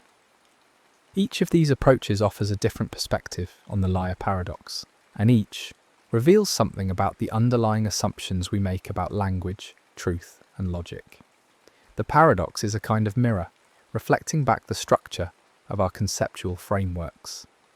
Different frameworks reflect differently, and by examining these reflections, we gain a deeper understanding of what the frameworks are and how they work. One of the remarkable things about the liar paradox is its persistence. Despite more than 2,000 years of analysis, despite the development of sophisticated logical and semantic theories, the paradox remains unresolved in any definitive sense. There is no single solution that all philosophers and logicians accept. Instead, there is a landscape of competing solutions, each with its own strengths and weaknesses, each reflecting different philosophical commitments. The paradox has not been defeated, it has been accommodated in various ways by various systems. But it remains a challenge, a test case, a puzzle that continues to generate new insights. This persistence is not a failure, it is a testament to the depth of the paradox. The liar paradox touches on fundamental issues that do not have simple answers. What is truth? What is meaning? What are the limits of logic? These are not questions that can be settled once and for all. They are questions that each generation of philosophers must grapple with anew, bringing new tools, new perspectives, new ideas. The liar paradox is a constant companion on this journey, a touchstone that helps us measure our progress and test our theories. The paradox also has implications beyond philosophy and logic. It connects to issues in linguistics, computer science, cognitive science, and even physics. In linguistics, the paradox raises questions about the structure of natural language and the limits of semantic theory. Can a theory of meaning handle self-referential sentences? Should it? In computer science, similar paradoxes arise in the context of self-referential programs and recursive definitions. A program that checks whether it will halt faces a paradox, analogous to the liar. In cognitive science, the paradox raises questions about how the mind represents self-referential thoughts. Can we think, this thought is false? What happens when we try? In physics, some interpretations of quantum mechanics involve self-referential measurements, where the act of observation affects what is being observed in ways that create loops reminiscent of the liar paradox. These connections suggest that the liar paradox is not an isolated curiosity. It is part of a broader pattern, a family of problems that arise whenever systems fold back on themselves. Self-reference is a powerful and ubiquitous feature of complex systems. It allows systems to represent themselves, to modify themselves, to reason about themselves. But it also creates the potential for paradox, and understanding how to manage that potential is crucial in many domains. In mathematics, self-reference has been both a problem and a tool. Gödel's incompleteness theorems, arguably the most important results in the foundations of mathematics, are based on a kind of self-reference. Gödel constructed a sentence that, in effect, says, this sentence is not provable in this system. If the sentence is provable, then what it says is false, which means it is not provable, a contradiction. If it is not provable, then what it says is true, which means the system is incomplete. There are true sentences it cannot prove. Gödel used this self-referential construction to show that any consistent formal system powerful enough to express arithmetic is incomplete. There are truths that the system cannot prove. Gödel's proof is a kind of cousin to the liar paradox. It uses self-reference to generate a result that is deeply surprising and profoundly important. But unlike the liar paradox, Gödel's result is not a contradiction. It is a demonstration of a limitation. This sentence is not provable, does not create a paradox because provability and truth are not the same thing. A sentence can be true without being provable. So Gödel's sentence can consistently be true and unprovable. The paradox is avoided, but a remarkable consequence follows. Formal systems have inherent limits. This shows that self-reference, carefully managed, can be a source of insight rather than contradiction. The key is to distinguish between different properties and to avoid collapsing them into each other. Gödel distinguished between truth and provability. Tarski distinguished between different levels of language. These distinctions create space for self-reference to operate without generating paradoxes. But the liar paradox shows what happens when the distinctions are not maintained. When truth folds back on itself without any separation, without any buffer, the result is a loop that cannot be resolved. The paradox also raises questions about the nature of truth itself. What is truth? This is one of the oldest and most central questions in philosophy, and the liar paradox puts pressure on almost every answer that has been proposed. If truth is correspondence with reality, then what reality does the liar sentence correspond to? It does not describe the world, it describes itself. If truth is coherence with other beliefs, then how do we evaluate a sentence that contradicts itself, no matter what we believe about it? If truth is whatever is useful or pragmatically successful, then what use can we make of a paradoxical sentence? The liar paradox does not fit comfortably into any of the standard theories of truth. It is a limit case that exposes the weaknesses of each theory. Some philosophers have concluded that truth is not a single, unified concept. There may be different kinds of truth, or truth may be context-dependent, or truth may be a family of related but distinct notions. The liar paradox, on this view, is a signal that we need a more nuanced, more flexible understanding of truth. We cannot assume that is true always means the same thing, or that it always functions in the same way. Sometimes truth is a matter of correspondence, sometimes coherence, sometimes pragmatic utility, and sometimes, in pathological cases like the liar, truth simply does not apply. This pluralistic approach has its own challenges. If there are multiple kinds of truth, how do they relate to each other? Is there a core concept that unifies them? Or are they fundamentally different? And how do we know which kind of truth is relevant in a given context? Without clear answers to these questions, pluralism can seem more like an evasion than a solution. It avoids the hard work of defining truth by multiplying definitions. Yet there is something appealing about the idea that truth is more complex than it initially appears. Our everyday concept of truth is remarkably robust. We use it constantly in a wide variety of contexts, and it usually works well. But when we push it to its limits, when we test it with carefully constructed cases like the liar paradox, we discover that it has boundaries, that it is not as simple or as universal as we might have thought. And recognizing those boundaries is itself a form of progress. It is a deepening of understanding, a movement from naive confidence to reflective awareness. The liar paradox also invites us to think about the relationship between language and reality. Language is a tool we use to describe reality, to communicate about it, to reason about it. But language is also part of reality.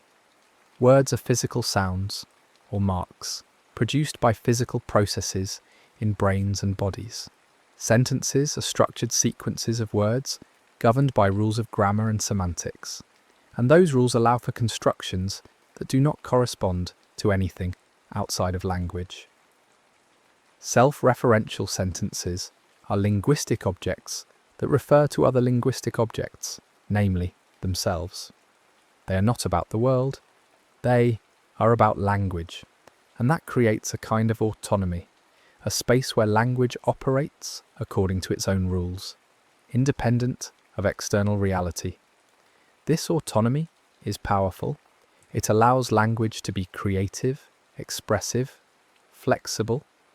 We can use language to talk about imaginary things, to tell stories, to formulate hypotheses, to explore possibilities.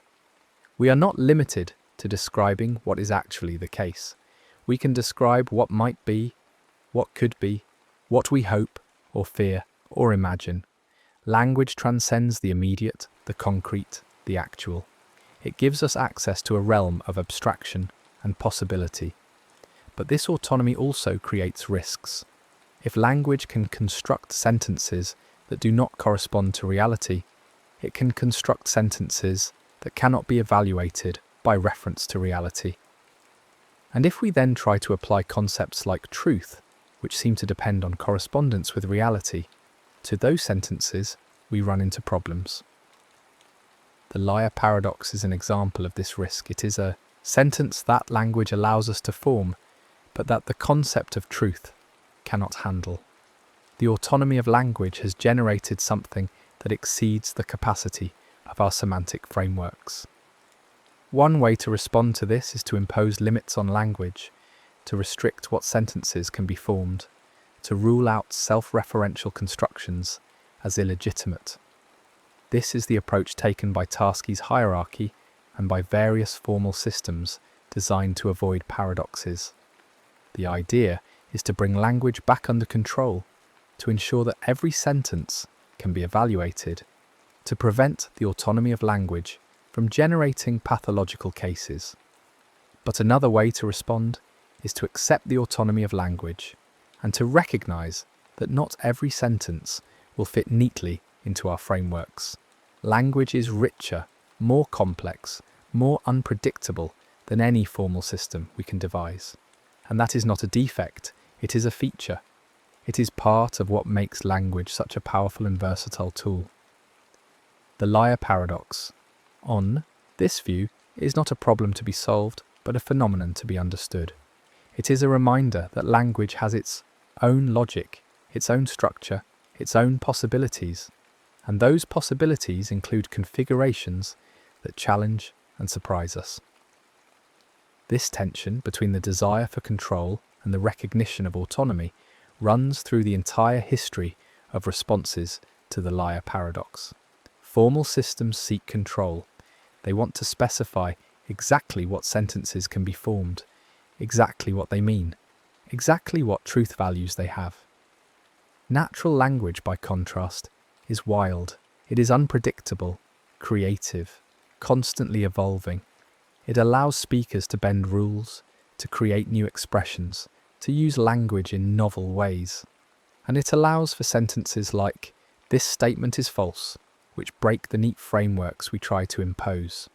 Neither approach is clearly right or clearly wrong. Formal systems are essential for certain purposes, especially in mathematics and logic, where precision and consistency are paramount. But natural language is essential for other purposes, especially communication, storytelling, and thought, where flexibility and expressiveness are paramount. The liar paradox sits at the boundary between these two domains. It is a sentence that can be expressed in natural language, but that formal systems struggle to handle. It reveals the gap between the richness of natural language and the precision of formal logic. And it raises the question, should we try to close that gap, or should we accept it as an inevitable feature of the relationship between language and logic? The paradox also has a kind of aesthetic dimension. There is a beauty in its simplicity, an elegance in its structure. 4 words arranged in a particular way create a loop that has fascinated thinkers for millennia. The sentence is clean, minimal, stripped of all unnecessary elements. It is the pure distillation of a logical problem. And that purity gives it a kind of appeal, a charm, that is hard to resist. It is intellectually seductive. It invites you to engage with it, to try to solve it, to see if you can find the key that unlocks the paradox. And even when you discover that there is no simple key, that the paradox resists every attempt at resolution, there is a satisfaction in having grappled with it, in having traced the loops, in having seen the structure clearly. This aesthetic quality is not trivial. It is part of what makes the paradox endure. If it were merely a technical problem, of interest only to specialists, it might have faded into obscurity. But because it's simple and elegant, because it can be appreciated by anyone who understands the concept of truth, it has remained alive, passed down from generation to generation, revisited and re-examined with each new wave of philosophical and logical inquiry. The paradox also serves a pedagogical function. It is an excellent teaching tool, a way to introduce students to the complexities of logic, language, and philosophy. It shows that even simple concepts can hide deep problems. It demonstrates the importance of careful reasoning, of paying attention to structure, of being willing to question assumptions. And it invites students to think for themselves, to engage with a problem that has no authoritative answer, to develop their own views and arguments. In this way, the liar paradox is not just a problem, but an opportunity, a gateway into philosophical thinking. For anyone encountering the paradox for the first time, there is often a moment of disorientation, a sense that something has gone wrong, but it is not clear what. The reasoning seems valid, the sentence seems meaningful, and yet the conclusion is impossible. That disorientation is valuable. It is a sign that the mind is encountering something genuinely new, something that does not fit existing patterns. And it is an invitation to think more deeply, to question assumptions, to explore alternatives. The paradox is a challenge, and challenges are how we learn and grow. There is also a playful quality to the paradox. It has a kind of trickster energy, a mischievousness. It lures you in with its simplicity, makes you think you can solve it easily, and then pulls the rug out from under you. It is frustrating, yes, but the frustration is part of the fun. It is like a magic trick where you know there must be a secret, but you cannot figure out what it is. And even when you learn that the secret is that there is no secret, that the paradox is genuinely paradoxical, there is a kind of delight in the realization. The mind enjoys being surprised, enjoys encountering things that exceed its grasp. This playfulness should not be mistaken for frivolity. The liar paradox is a serious problem with serious implications. But it is also a reminder that intellectual inquiry does not have to be dry or joyless. Thinking can be fun, puzzles can be engaging, and the search for understanding, even when it does not lead to definitive answers, can be deeply satisfying. The paradox also connects to broader cultural and intellectual themes. The idea of self-reference, of something turning back on itself, appears in many contexts beyond logic and language. In art, there are self-portraits, where the artist depicts themselves in the act of painting. In literature, there are stories about storytelling, where the narrative reflects on its own nature. In music, there are compositions that quote themselves, that build structures that fold back on their own beginnings. In film, there are movies that show the making of the movie, that break the fourth wall, that acknowledge their own status as fictions. All of these are forms of self-reference, and they all share something with the liar paradox. They create a loop, a folding back, a structure that points at itself. Self-reference is a way of stepping outside the usual flow, of creating a meta level, a perspective that looks down on the thing itself. And that perspective can be illuminating, can reveal structures and patterns that are invisible from inside, but it can also be destabilizing, can create ambiguities and paradoxes, can blur the boundaries between levels. The liar paradox is an extreme case where the destabilization is total, where the self-reference generates a contradiction that cannot be resolved. But it is part of a larger pattern, a broader fascination with loops and recursion, and self-reflection. In mathematics, recursion is a fundamental concept.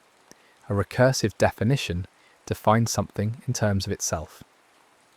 The factorial function, for instance, is defined recursively. The factorial of n is n times the factorial of n minus 1. This looks like a circular definition, but it works because there is a base case, the factorial of 0 is 1, that stops the recursion. Without the base case, the definition would loop forever, never reaching a definite value. The liar paradox is like a recursive definition without a base case. It refers to itself, but there is nothing to stop the loop, nothing to ground the reference. The recursion spirals endlessly, never settling. In computer science, recursion is a powerful programming technique, but it can also create problems. A recursive function that calls itself without a proper stopping condition will run forever, consuming resources until the system crashes. This is called infinite recursion, and it is a bug. Programmers have to be careful to ensure that recursive functions have base cases that the recursion eventually terminates. The liar paradox is like a program with infinite recursion. It loops endlessly, never reaching a stable state, never producing a usable output. These connections suggest that the liar paradox is not an isolated anomaly. It is an instance of a broader class of problems that arise whenever systems involve self-reference or recursion. Understanding the paradox can help us understand these other problems, and vice versa. The tools and techniques developed to handle the liar paradox, hierarchies, restrictions on self-reference, many-valued logics, para-consistent systems, can be adapted and applied in other domains. And insights from those other domains can be brought back to shed new light on the paradox. For instance, the concept of a strange loop, introduced by the cognitive scientist Douglas Hofstadter, is closely related to the liar paradox. A strange loop is a hierarchical system where by moving up or down through the levels, you eventually arrive back where you started. The Escher staircase that goes up and up but returns to its starting point is a strange loop. The video camera pointed at its own screen, creating an infinite regress of images, is a strange loop, and the liar sentence, which refers to itself in a way that creates an unresolvable oscillation, is a strange loop. Hofstadter argued that strange loops are central to consciousness, that the self is a strange loop, a system that represents and reflects on itself in a way that creates a kind of circularity. Whether or not that is correct, the concept highlights the importance of self-reference and the problems it can create. The liar paradox also appears in discussions of truth in religious and mystical contexts.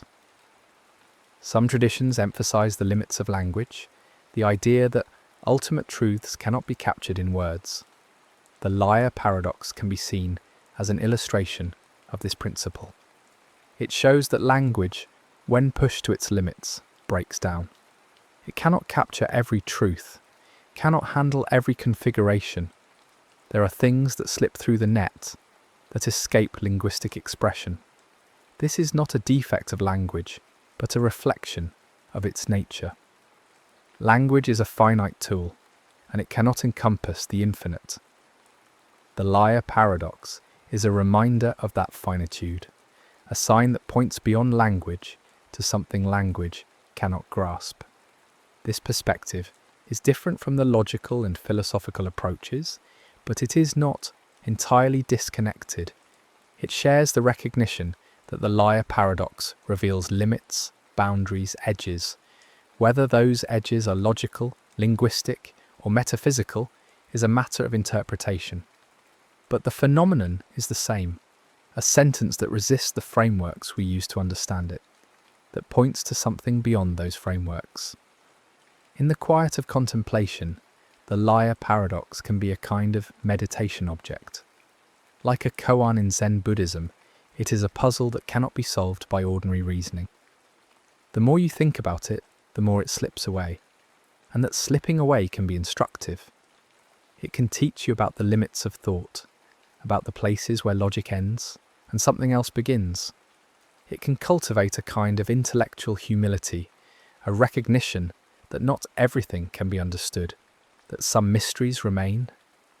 This meditative quality is part of what makes the liar paradox suitable for a sleep-friendly narration. It is a problem that does not demand urgency.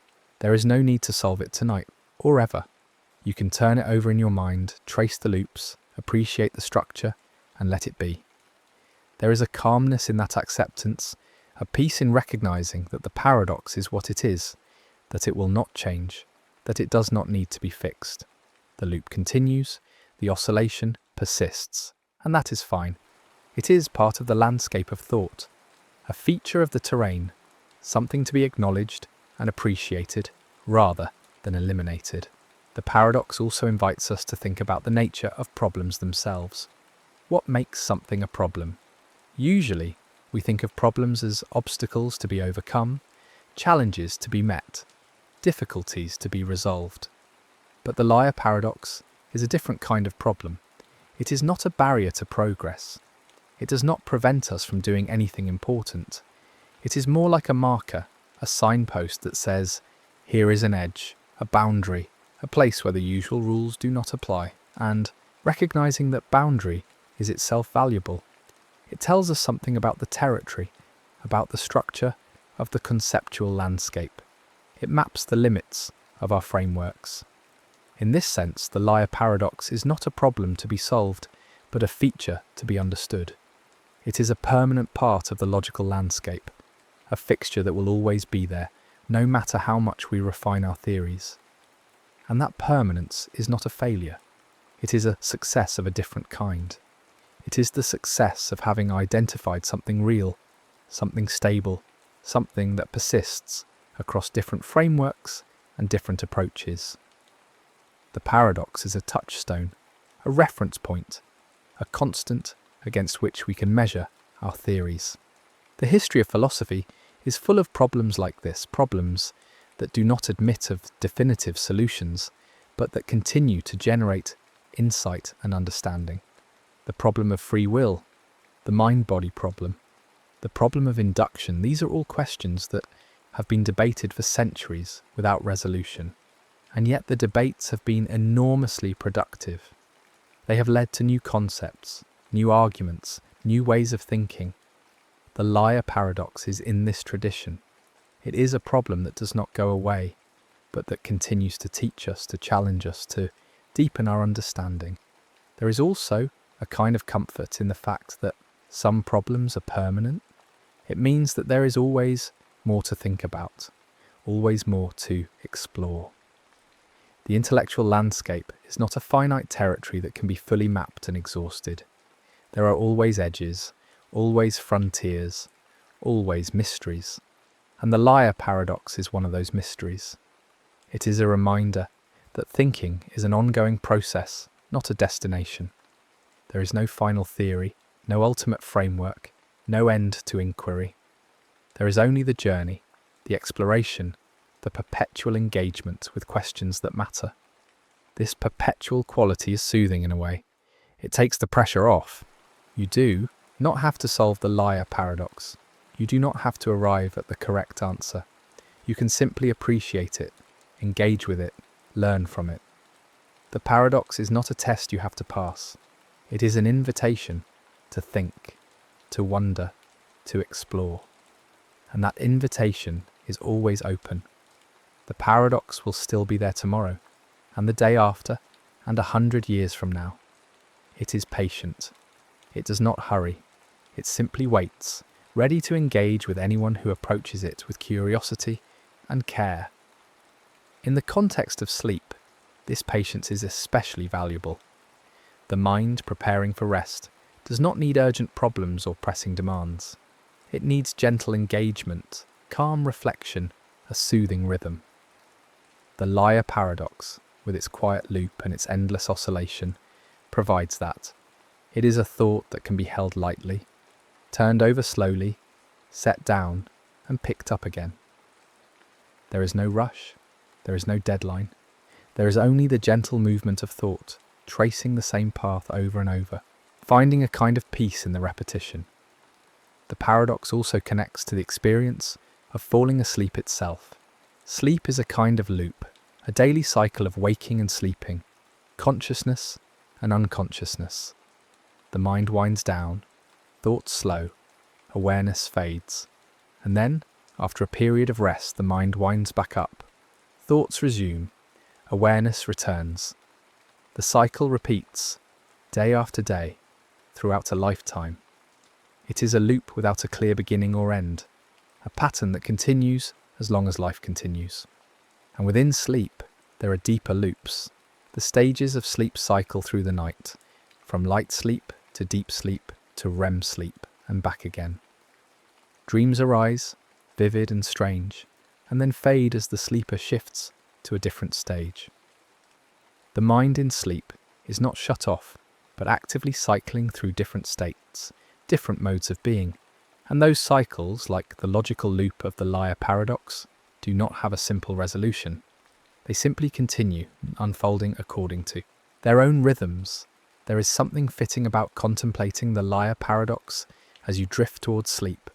Both involve loops, cycles, patterns that repeat. Both involve a kind of letting go, a release of the need for resolution. In sleep, you do not try to control your thoughts. You let them wander, let them fade, let them dissolve into the formless void of unconsciousness. And in contemplating the paradox, you let go of the need to solve it, to pin it down, to force it into a category. You simply let it be what it is, a loop, a cycle, a pattern that continues. The liar paradox, in the end, is a teacher. It teaches about language, about logic, about truth. It teaches about limits, about boundaries, about the edges of our conceptual frameworks. It teaches about self-reference, about recursion, about the strange loops that arise when systems fold back on themselves. And it teaches about acceptance, about humility, about the recognition that not everything can be controlled or resolved. These are valuable lessons, and they are lessons that do not need to be learned all at once. They can be absorbed slowly, over time, through repeated engagement with the paradox. Each encounter with the paradox reveals something new, or reinforces something already learned. The first time you meet it, you might be puzzled, disoriented, unsure what to make of it. The second time, you understand the structure better, see the loop more clearly. The third time, you appreciate the elegance, the simplicity, the power. With each return, the paradox becomes more familiar, more comfortable, more like an old friend. And that familiarity does not diminish its value. It deepens it. The paradox is not a one-time revelation. It is a companion for the journey, a presence that accompanies you through the landscape of thought. In the stillness of night, with the world quiet and the mind calm, the liar paradox offers a kind of gentle companionship. It does not demand anything. It does not insist on resolution. It simply presents itself, over and over, in its perfect paradoxical form. This statement is false. True implies false. False implies true. The loop continues, the oscillation persists, and there is a kind of peace in that persistence. It is a reminder that some things do not change, that some patterns endure, that some mysteries remain.